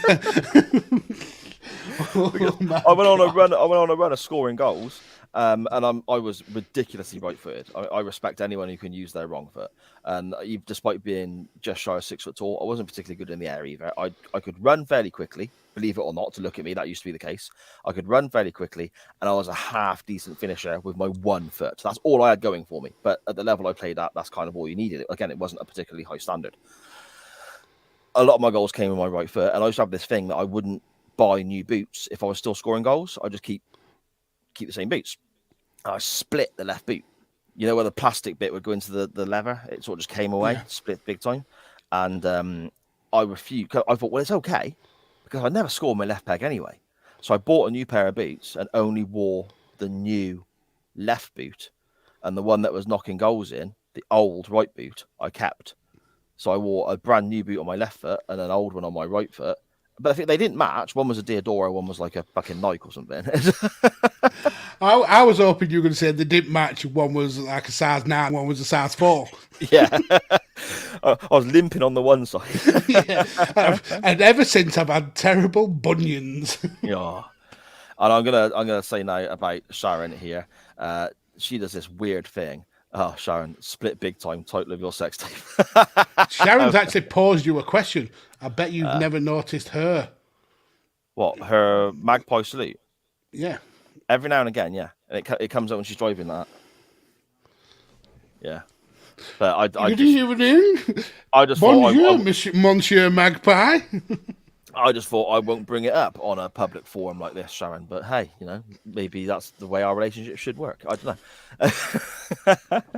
You've Sharon, learned more today in this episode about your wife than you have in the last 10 years. Yeah, she's saying that she doesn't salute, so I don't know what she does, but she does something. Explain the chat, Sharon, what you're on about, and I'll talk about your other little oddity, I guess. When Sharon's made the dinner or whatever, and she puts the salt out, she'll take salt and throw it over her shoulder.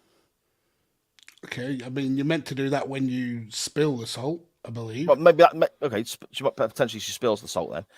So over the left shoulder. Right. Okay. Well, whichever arm it is, I don't know. But I'm looking. I'm like, why'd you do that? Because now there's fucking salt on the floor. And exactly. Yeah. How do you combat spilling the salt by spilling more salt? Yeah, it makes no sense. Yeah. But at the same time, I understand if I turn around to somebody and say, I had a lucky way of putting my boots and socks and shin pads on. That makes no sense to them. It's just weird how the mind works, isn't it? It's Yeah, it's the mind is bollocks. The mind is bollocks. If anyone takes anything away from this week's episode of Chain Wrestling, it should be that the human mind is bollocks. So Sharon is saying you make a circle with your thumb and index finger, and you have to break it every time you see a single magpie. So like that, like that, or like that. You have to knock it out or whatever. I don't know. Yeah, I've not heard any martial arts noises in the house. But have you seen her doing that though? I don't think I have, unless that is what she does up here somewhere like that. You think she's doing that, and really she's doing that. It's sort of just like this, yeah. Like a weird little ticky going on or something. Yeah, but there we go. I've learned so much about my wife tonight. That's fantastic. I feel so much closer to you now, Sharon. You feel so much closer. Amazing. Now you know each other's salutes for magpies. That's the thing that was missing from your relationship. Yeah, that's it. Perhaps that was the last bit of mystery, and now the relationship the relationship is dead. It's ruined. Oh, thank you so much to everybody who once again sent in. Yes, lots. Clap last. I'm going to clap last. This makes for fantastic audio. It does. Thank you so much to the whole CWF, who once again have just been fantastic, sending so many answers to our non-wrestling topic. It is awesome. We say it all the time, but this show is your show. It would not work without you. We are hugely, hugely grateful. However, we are, believe it or not, nearly 90 minutes into the show. We are a wrestling podcast. So we should talk. We're getting less and less wrestling in every single week. Yeah, this is true. But let's talk some wrestling. Let's get ready to rumble!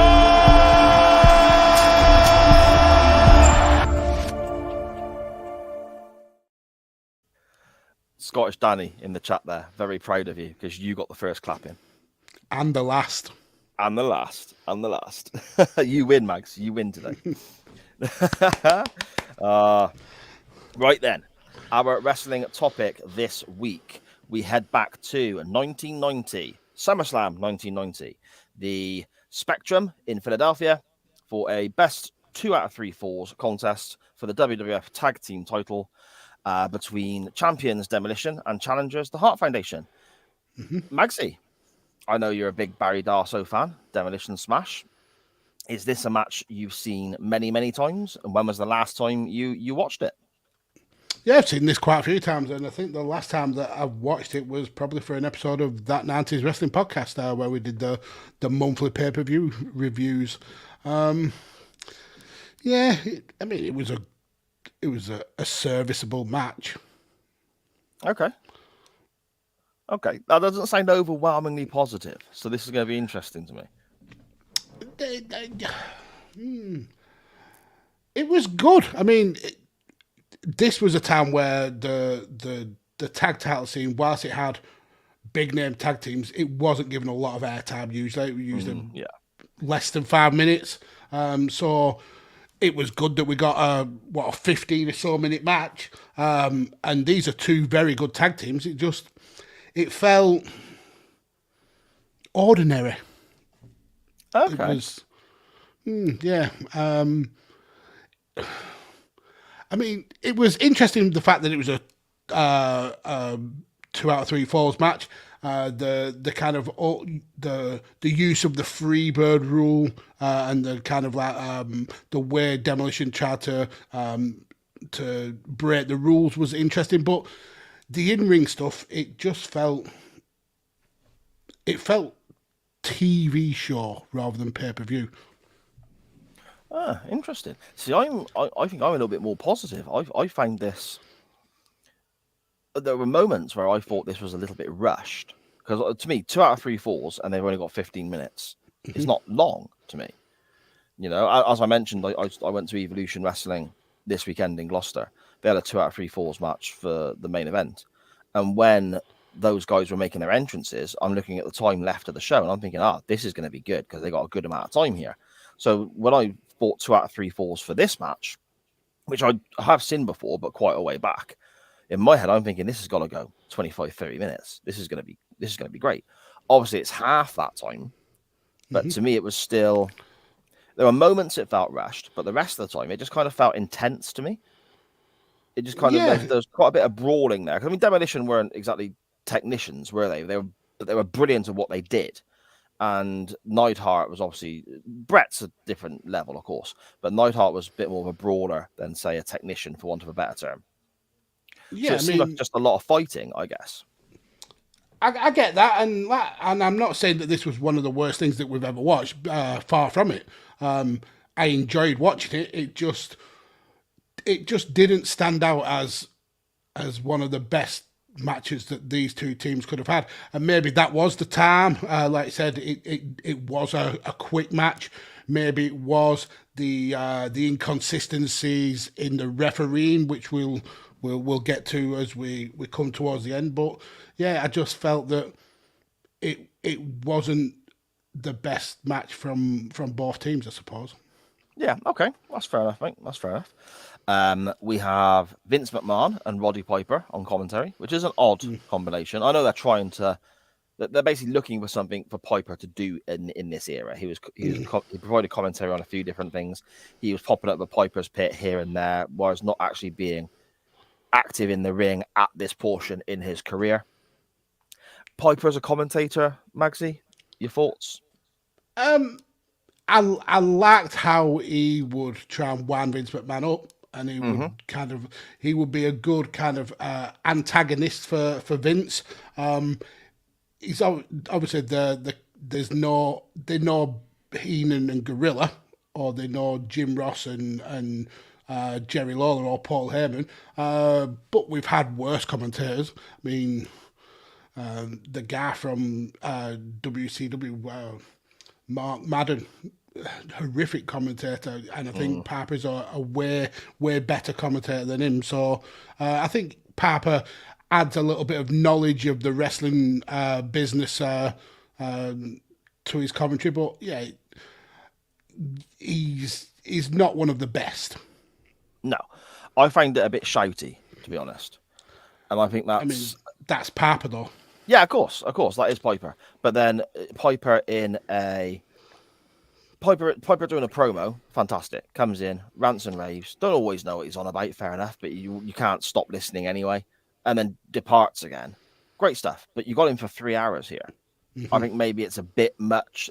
I suppose it's similar to the kind of slight I put on Mauro Ranallo when we looked at an NXT match in the past on the show. It's like, on a level 8 or 9 all the time. Yeah. So we can only go up to a 10. So you're always kind of in that bracket of everything here is loud and brash, when sometimes you need to bring it down a little bit to make the loudness more important when it's required. Yeah, and it makes the special moments less special if you are shouty and excited at absolutely everything that's going on. Yeah, exactly.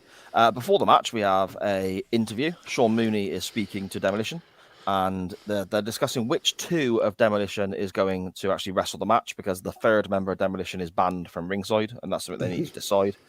And quite interesting, I think it was Crush who referred to the Legion of Doom as second-rate imposters, which is quite ironic when everyone talks about Demolition being created because McMahon couldn't get the Road Warriors when he initially wanted them. And ironic that they mention it on TV that the Legion of Doom were these imposters, and they just signed for the company a month before.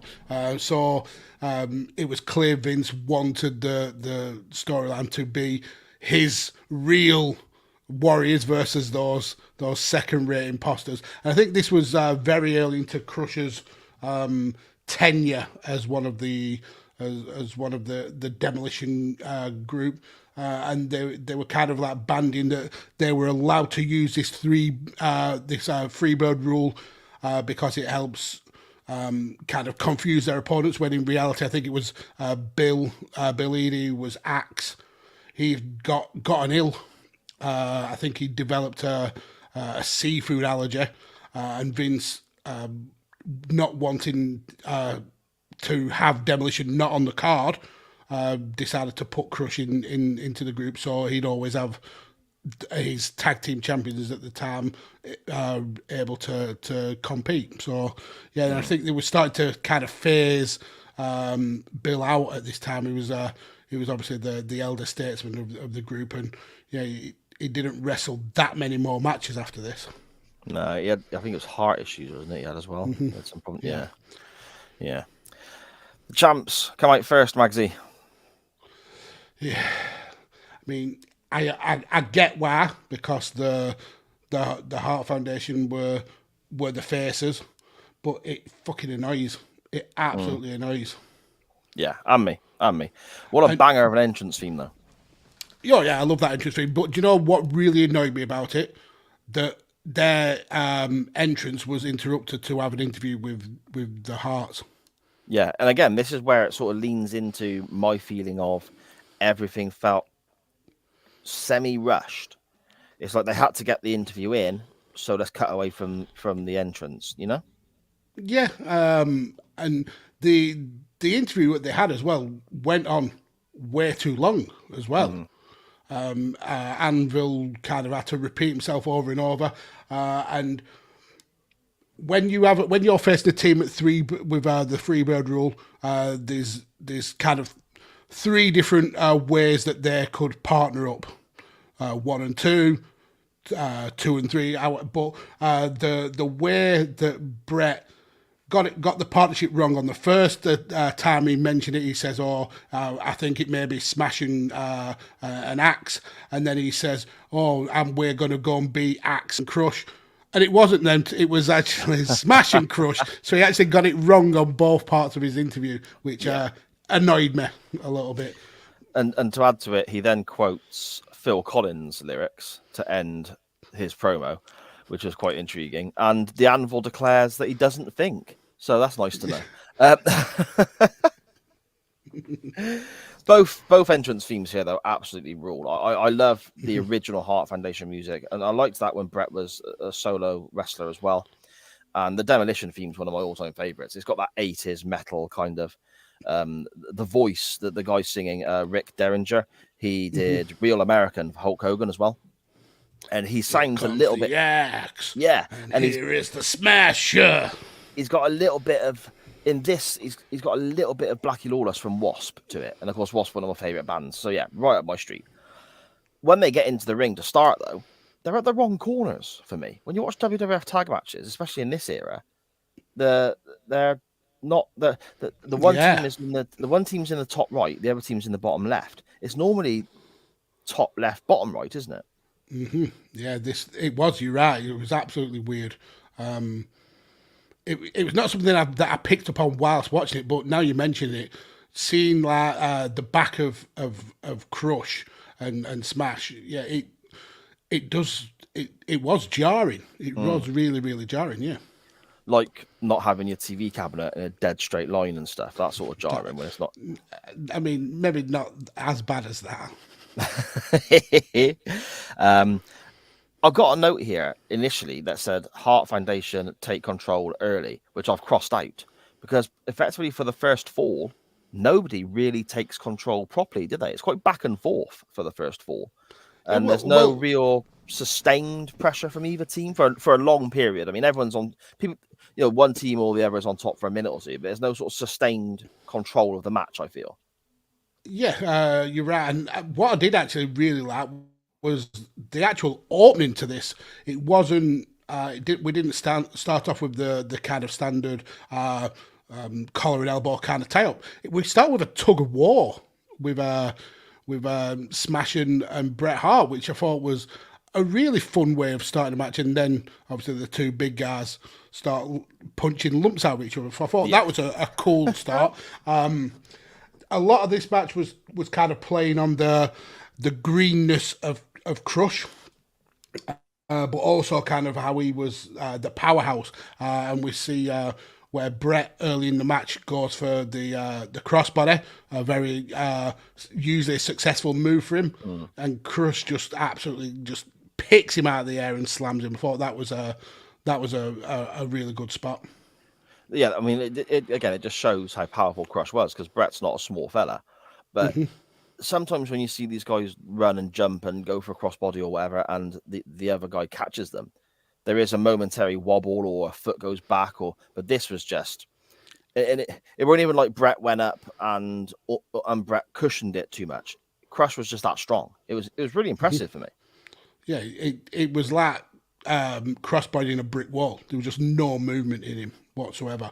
But Crush's freshness in the ring was the undoing to the team throughout the match, but we obviously will get there. I think the main part of this first fall was Anvil being kneed out of the apron and kind of like taking forever to get back into the ring, and kind of leaving Brett to take a lot of the action. So. To kind of give Demolition that first pin, so it just adds to the excitement of the match, I suppose. Yeah, you tend to find, don't you, with the majority of 2 out of 3 falls matches, especially if the baby faces are going over, the heels will win the first four, because then you've got the good guys having to fight from underneath, haven't you? And also you tend to find they end 2-1. You don't get. I can think maybe a 2 that end 2-0. I can't think of any more than that in all the years It's I've been. very, very rare. Very rare. Incredibly rare. The finish of the first fall, I mean, there's not masses to talk about there apart from the Crush crossbody spot, and I suppose one occasion where Crush gets his knee up into the back of somebody running the ropes as well, to sort of try and turn the tide of the match, but it doesn't really. Yeah, it's to Brett, I think. Yeah, but it doesn't really. You're thinking, okay, that's where the heels are going to take control, because that was quite a heel tactic. But again, the control doesn't really sort of swing Demolition's way fully, because it is quite back and forth for the first four. And the first four concludes when Demolition basically nail their finisher, which I always thought was a cool looking move, the sort of backbreaker position with the elbow drop off the middle rope. I've always quite like that. Yeah, it was. Is it the Demolition decapitation? I think it's called. Okay. But the setup I thought was actually pretty good as well, where Crush. It's Bret Hart is pinning Smash, I think, and Crush comes in and just drops a massive Hulk Hogan style leg drop onto the back of Bret's head, which then obviously leads to him taking the pin. And it's also really interesting that Bret is the person taking the pin. Usually in matches with the Hart Foundation, it's either Bret is getting the pin or it's Anvil taking the pin. So I thought that was pretty interesting. But it leads to the Demolition being 1-0 up, and like I said, the faces have to fight from underneath. Yeah, and the second fall does start very much with them fighting from underneath, doesn't it? Because they control the early part of the second fall, with Bret being in the ring and Demolition there, I suppose, going through the motions with various moves out of their arsenal. Eventually, we get to a point where Bret does make a tag, and then we see both teams are making quite quick tags back and forth for a few minutes. And again, it goes back to the sort of feeling of, I don't know whether they felt, okay, we've got 2 out of 3 falls, we know we've got certain spots to hit, and they felt they had to do a lot of things quickly to get their stuff in to this short period of time they were given. I don't know. But the whole of the first fall felt quite intense and quick. The second fall, after that initial moment where they're beating on Bret, kind of went back into that for me as well. Quite back and forth, but quick tags between the teams. Does that make sense? Yeah, it does. And I think when we see the hot tag to Nardart, the crowd absolutely love it, because his wrestling is very rudimentary. It's forearms, power slams, heavy hitting moves, the Rano that we all know and love. And it's Bret who does the technical stuff. But yeah, I do agree with you that it felt like they were given a time limit, and they knew they had to work fast, because we get to the third fall and obviously we've got some shenanigans going on. So yeah, it did seem like almost they were being told to wrap it up, which it kind of made the match seem, like I said, rushed. But the finish of this, the second fall is where the match kind of started to fall apart for me, because this is the beginning of the inconsistency with the refereeing that really kind of annoyed me. So we get the heart attack set up, which is landed, and then usually when there's a pin and your tag partner's still is not knocked out on the outside or is available, they'll come in and they'll interrupt the count. Usually you only have to make contact with the person and the count's broken. But instead of doing that, Crush decides to jump over the pin to take out the referee, then pick the referee up and essentially carry him to the corner. The referee calls the disqualification, which it looked almost confused. The crowd certainly didn't know how to react. We get a kind of delayed celebration from Anvil, but I understand. He should definitely be disqualified for this part. Mm-hmm. But then when we get to the finish of the second part, surely Legion of Doom coming in and getting involved should have got a disqualification. Surely, when the referee sees that the axe has been hiding under the ring, we should have got a disqualification. But no, we get it, the match just carries on, and we get a pin, and it's that inconsistency with the refereeing that it just really grinded my gears. Yeah, okay. I'm going to play a little bit devil's advocate here as well. Was that needed? Was a DQ here needed? Because it's not the end of the match. I mean, we're virtually there now anyway, aren't we? Because the second fall and third fall come at relatively quick pace. And I am also quite mindful of the clock running in the corner of our screen there, Magsy, and how long we've been on. We're being told to wrap it up. Yeah, exactly.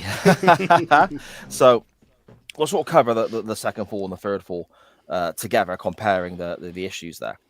The second fall, obviously, as you said, what Crush has done, yes, warrants a disqualification. We're now at 1-1. That doesn't decide who wins the match. That's not the ultimate. That's not the ultimate call. That's not the ultimate finish of the contest.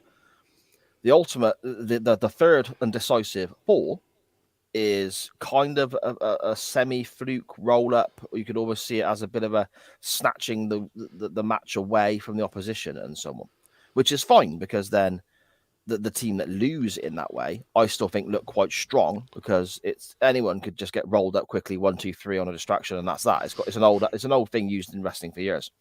Mm-hmm. So the Hart Foundation have lost the first fall to Demolition's finish. Would it have hurt for Demolition to lose the second fall to the Hart Foundation's finish? We're then sat at 1 apiece, and then the third fall and the decisive moment of the whole contest is booked in a way where, yes, the title switch happens, but Demolition still come out looking relatively strong, as it was here.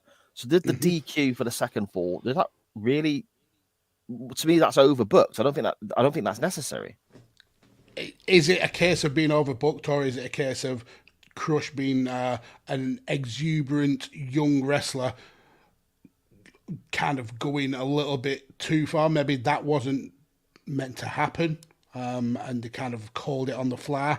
Like I said, Anvil celebrates really kind of very delayed, so maybe that was the referee calling it a little bit on the fly. Okay. Perhaps it wasn't. Perhaps it was booked like that. If it was, you're right. It's very unnecessary. It would have actually made more sense for both teams to lose to the other team's finisher, and then make that third pin mean more. Like I said, keeps the losing team strong. So you've always got that chance of a rematch down the line, saying you only beat us by luck.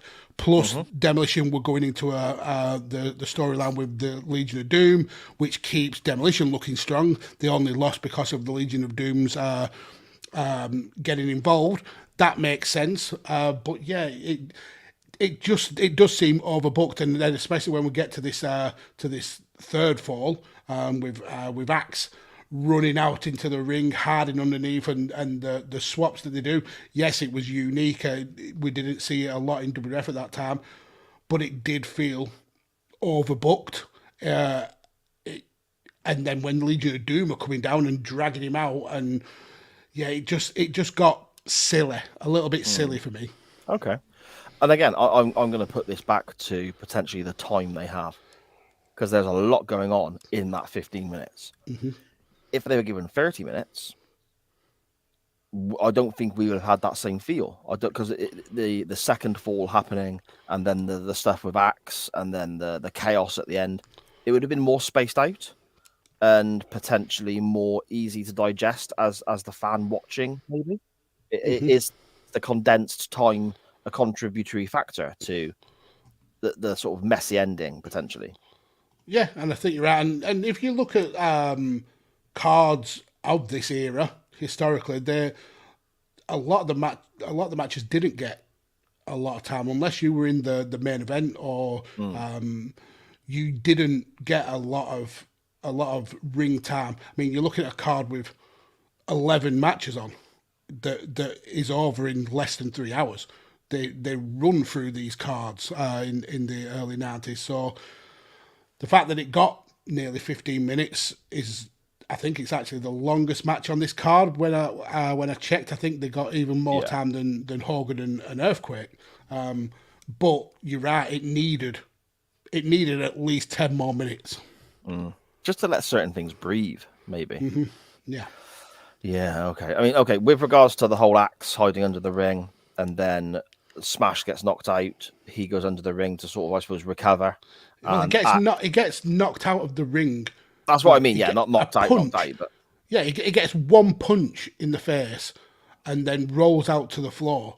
So surely he wouldn't have needed to be switched out then. So it kind of didn't make sense. But anyway, Axe did slide into the ring. I mean, you can clearly tell the blokes apart. One has wild straggly hair and the other one's got more hair gel than anyone who's ever worn hair gel. So surely you would have known the difference. See, that was going to be my point. That is where it got silly for me. Everything up to this point, I'm looking at it as this is 1990 WWF. This is cartoon era, golden era WWF. I can deal with what I've seen so far. The Axe hiding under the ring, switching places, so they got a fresh man in the ring and so on. I think it's a great idea, but in practice, it doesn't quite work because you can so obviously tell. It's not like the Bellas doing the whole twin magic get-up. Before one of them developed much larger curves, shall we say, than her sister, and you could easily tell them apart. It's not like that. When the Bellas looked identical, they would switch, and you'd be like, okay, well, what's going on here? I mean, Axe is going bold, for crying out loud, and they look nothing alike.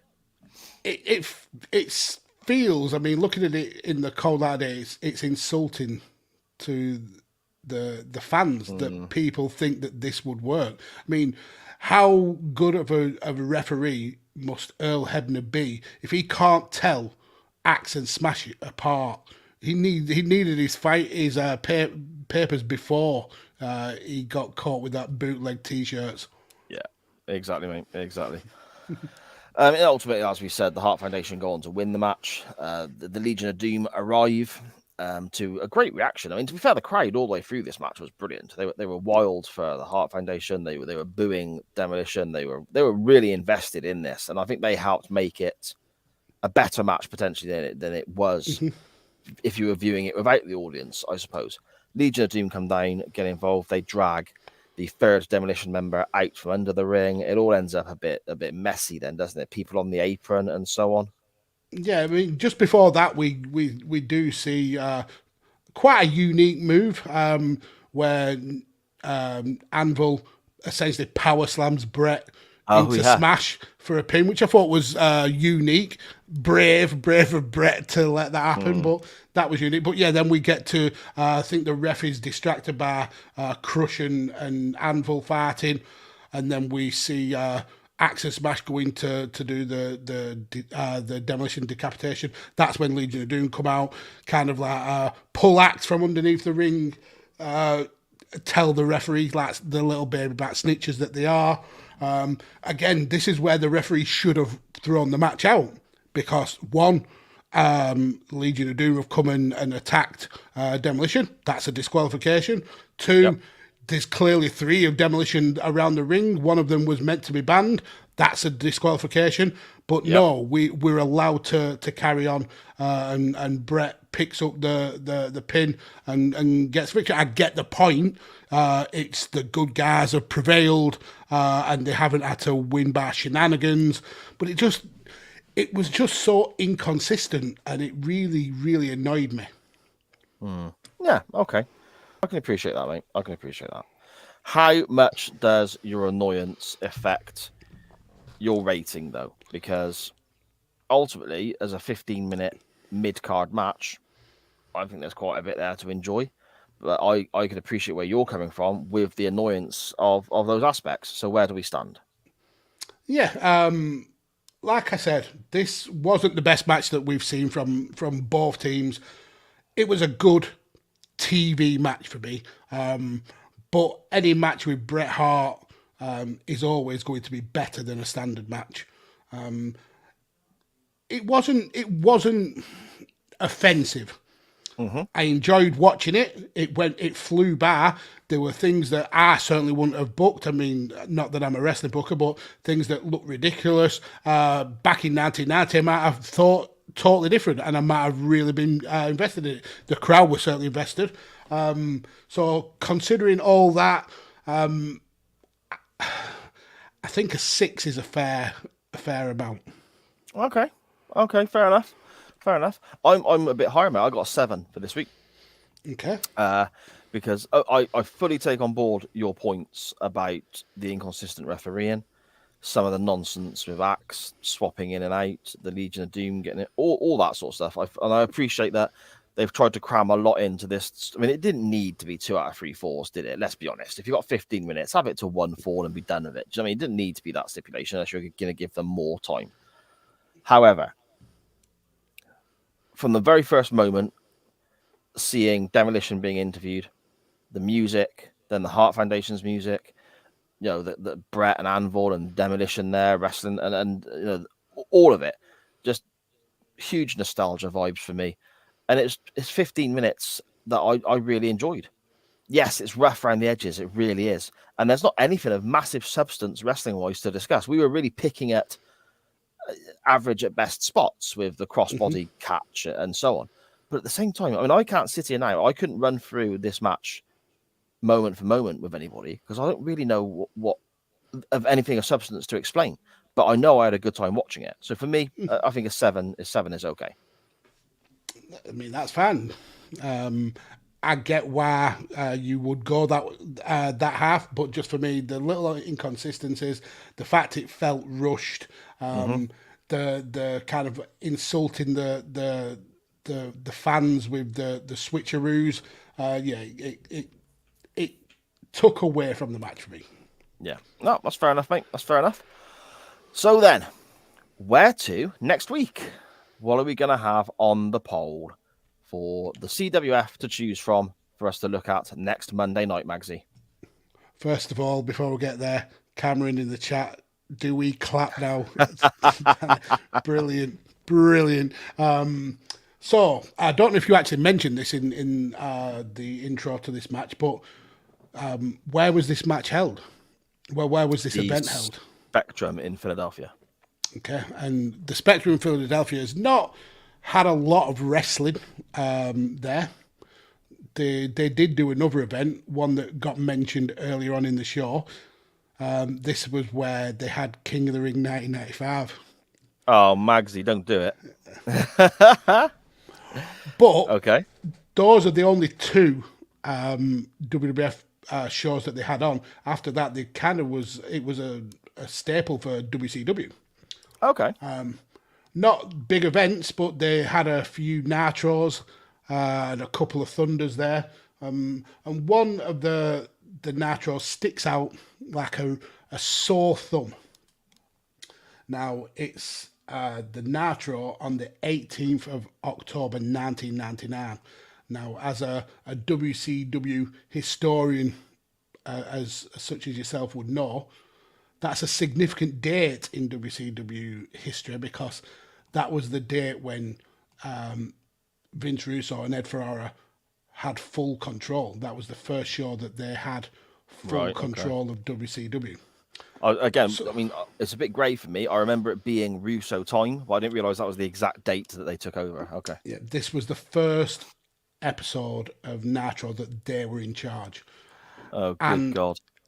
And you know what it's going to be. It's going to be a fucking shit show. And it is. It's an absolute shit show. But there's some big stars in WCW in 1999. And there's a big match on this show. It's for the world title. Sting is the champion. And in yet another link, he's facing Bret Hart. So... okay. I want to go, not that we will, because I never win polls now. It's just getting beyond a joke, people. But I want to go to October 18th, 1999, edition of Monday Nitro to watch Sting versus Bret Hart for the WCW World Championship. See, Sting and Bret Hart in WCW, they had a few matches dotted around.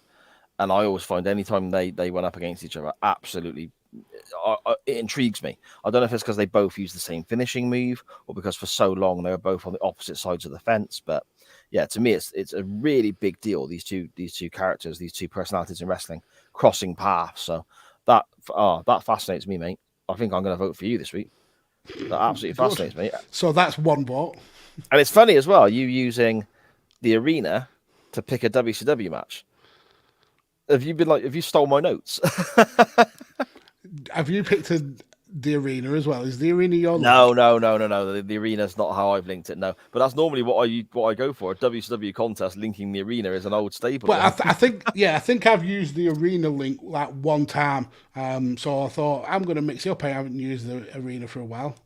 And I always find it so interesting looking back at all the old shows and that's been in that building. And this arena, in terms of wrestling, it's not a huge arena, but it's had some major like music concerts. Elvis has played there. Frank Sinatra, Elton John, Yes, Fleetwood Mac, Pink Floyd, Billy Joel, Queen, Rush, Nine Inch Nails, Whitney Houston, Madonna, Bruce Springsteen. It's pretty much like a who's who of musical talent have gone through the spectrum. Fair play. Be a good place to live by, I suppose. I'm going back in time, Magsy. Back in time from 1990 for my selection. But I'm not going back in time and choosing WCW or Jim Crockett Promotions or NWA. We're not watching Lance Von Erich versus Ric Flair. If I could link to Lance Von Erich, but no, I wouldn't. I wouldn't do it. I'm going to use Bret Hart as the link. But initially, that wasn't my choice. I enjoyed watching this tag match from, I suppose, the golden era, as it's often referenced. And the late 80s is a great time for tag wrestling on both sides of the coin, I suppose, both major promotions. Jim Crockett Promotions and WCW, NWA, etc. You had the Horsemen. You had so many, rock and roll. You had the Midnights and all that. WWF, you had the Rougeaus. You had, obviously, the Hart Foundation, Demolition. There's so many great teams on both sides of the fence. Now, I was looking for a great tag match to view, to watch. But when I was doing that, something else popped up. And I was like, I've never seen this. I didn't even know this match existed. I didn't even know these two guys ever faced each other. And they're two of my all-time favorites. And that is using Bret Hart as the link. And it's on the network, and I'll tell you how to find it in a minute. Using Bret Hart as the link, there is a match on the WWE network under the home video section. So when you're looking at all the old recordings, like UK Rampage tapes and all that sort of stuff. And it's the story of the Hart Foundation, which was released 88, 89, something like that. Real old VHS tape. But it's Bret Hart in singles action, even though he was still part of the Hart Foundation here. And it's a match that took place in Boston on the 8th of March, 1986. I'm assuming just for a house show or a TV taping or something like that. And it's around the time of WrestleMania 2. And this was supposed to be on the card for WrestleMania 2, but got dropped because of various other issues. And I would like to look at a young Bret Hart versus a pretty much almost in his prime, Ricky Steamboat, from the 8th of March, 1986. And as I said, you can find this if you go into the WWE network, dive into all the other options further down the list, find the home video section, and then look for the Hart Foundation. I think it's almost a 2-hour videotape that they've uploaded on there, and it's on there, and it's Bret Hart versus Ricky Steamboat. I don't know anything about this, other than Stone Cold Steve Austin references it quite often on his podcast, saying he really loved this match. I've never seen it. I mean, Bret's wearing black and yellow, which is bloody strange, but wow, in the still images I've seen, and again, 86 WrestleMania 2. Bret's not in his prime yet. Steamboat's probably just coming up to his. I would find that really intriguing to watch. But at the same time, old WCW, Sting versus Bret, fucking hell. I'm happy either way, mate. Yeah, again, I think this is like the third or fourth week in a row where either pick would be really good to watch. So, yeah, sounds good. There we go then. Those are your options for this week's poll, which will be up on the Chain Wrestling Twitter account at chain_wrestling on Twitter. After the audio version comes out later in the week, you can vote for either a bit of Bret Hart in WCW in '99 facing Sting for the WCW World Title on the 18th of October '99 WCW Monday Nitro. I mean, that's huge. Two of the biggest names to ever do it facing off for a world title there. Mm-hmm. Fantastic stuff. Or we can go back in time to 1986 and a house show match, a TV taping, whatever it may well have been, where we get to see Bret Hart face Ricky Steamboat, both very early on in their careers there. Well, much earlier than, yeah. So there we go. Those are your options. Again, the poll will be up later in the week for you all to jump on and vote. Mr. Mags, do you want to let everyone know whereabouts they can find you online and stuff, my friend? Yes, I mean, I am still not very social media. Apologies to anyone who's tried to get in contact with me on Twitter. I'm not being ignorant. I'm just not going on Twitter as much or any social media. But you can still follow me there if you wish, down here on the Twitter at PodfatherMags or on TikTok at MagsAllPods. Yeah, come and check me out. I will eventually get back to it, I promise. To be honest, mate, half the time I think to myself, is this worth the bullshit? You know, on Twitter. But I think we've also got our group of friends who are fantastic. So yeah, I mean, I love the people who I interact with. The guys and gals in the CWF are amazing. But I have not felt as refreshed as I do with not kind of searching Twitter all day. It's such a refreshing feeling to not be bound to it. So it is good. Fair enough, pal. Fair enough. You can find me on Twitter at SJPWords, and on Facebook there's a group there, SJP All the Shows and Info. And both of those are just, well, ways of contacting me, first of all, but also where I share links to all the shows I'm involved in. We have the Doctor Who pod that we record with our good friend Dan Griffin. New episodes every Tuesday. And, well, literally, and I suppose as this is live now, 55 minutes, you can hear Dan and I, our thoughts on the Colin Baker story, Vengeance on Varos. We also have a bit more wrestling that I do with Scottish Danny, looking at WCW one show at a time from the very first Nitro all the way through to the end of that company's existence. The Waiting Room pod as well, looking at Quantum Leap one episode at a time. Going to be taking a little bit of a hiatus whilst real life gets in the way, but it will be back with you very, very soon. You can track that down via my Twitter as well and revisit our first season and our first few episodes of season 2. But most importantly, you can follow this show on Facebook, Instagram, Twitter, and that TikTok thingamajig at chain_wrestling. That's at chain_wrestling. And that is where you will find the poll, the non-wrestling topic, and all that stuff. Thank you so much to the CWF, to everybody who retweeted stuff, sent in their suggestions, sent in their non-wrestling topics, got involved with voting for the poll, everything. As Magsy and I say all the time, if it ain't for you, this show don't exist. We appreciate you hugely. Absolutely. I couldn't add any more to that. You guys are the absolute best. There we go. I agree, mate. I agree. I'm off now to watch King of the Ring 1995 because I refuse to believe there is a pay-per-view that Shawn Michaels cannot save. Magsy, I'll speak to you next week, my friend. There comes the crush, and there is the smasher. See you later, guys.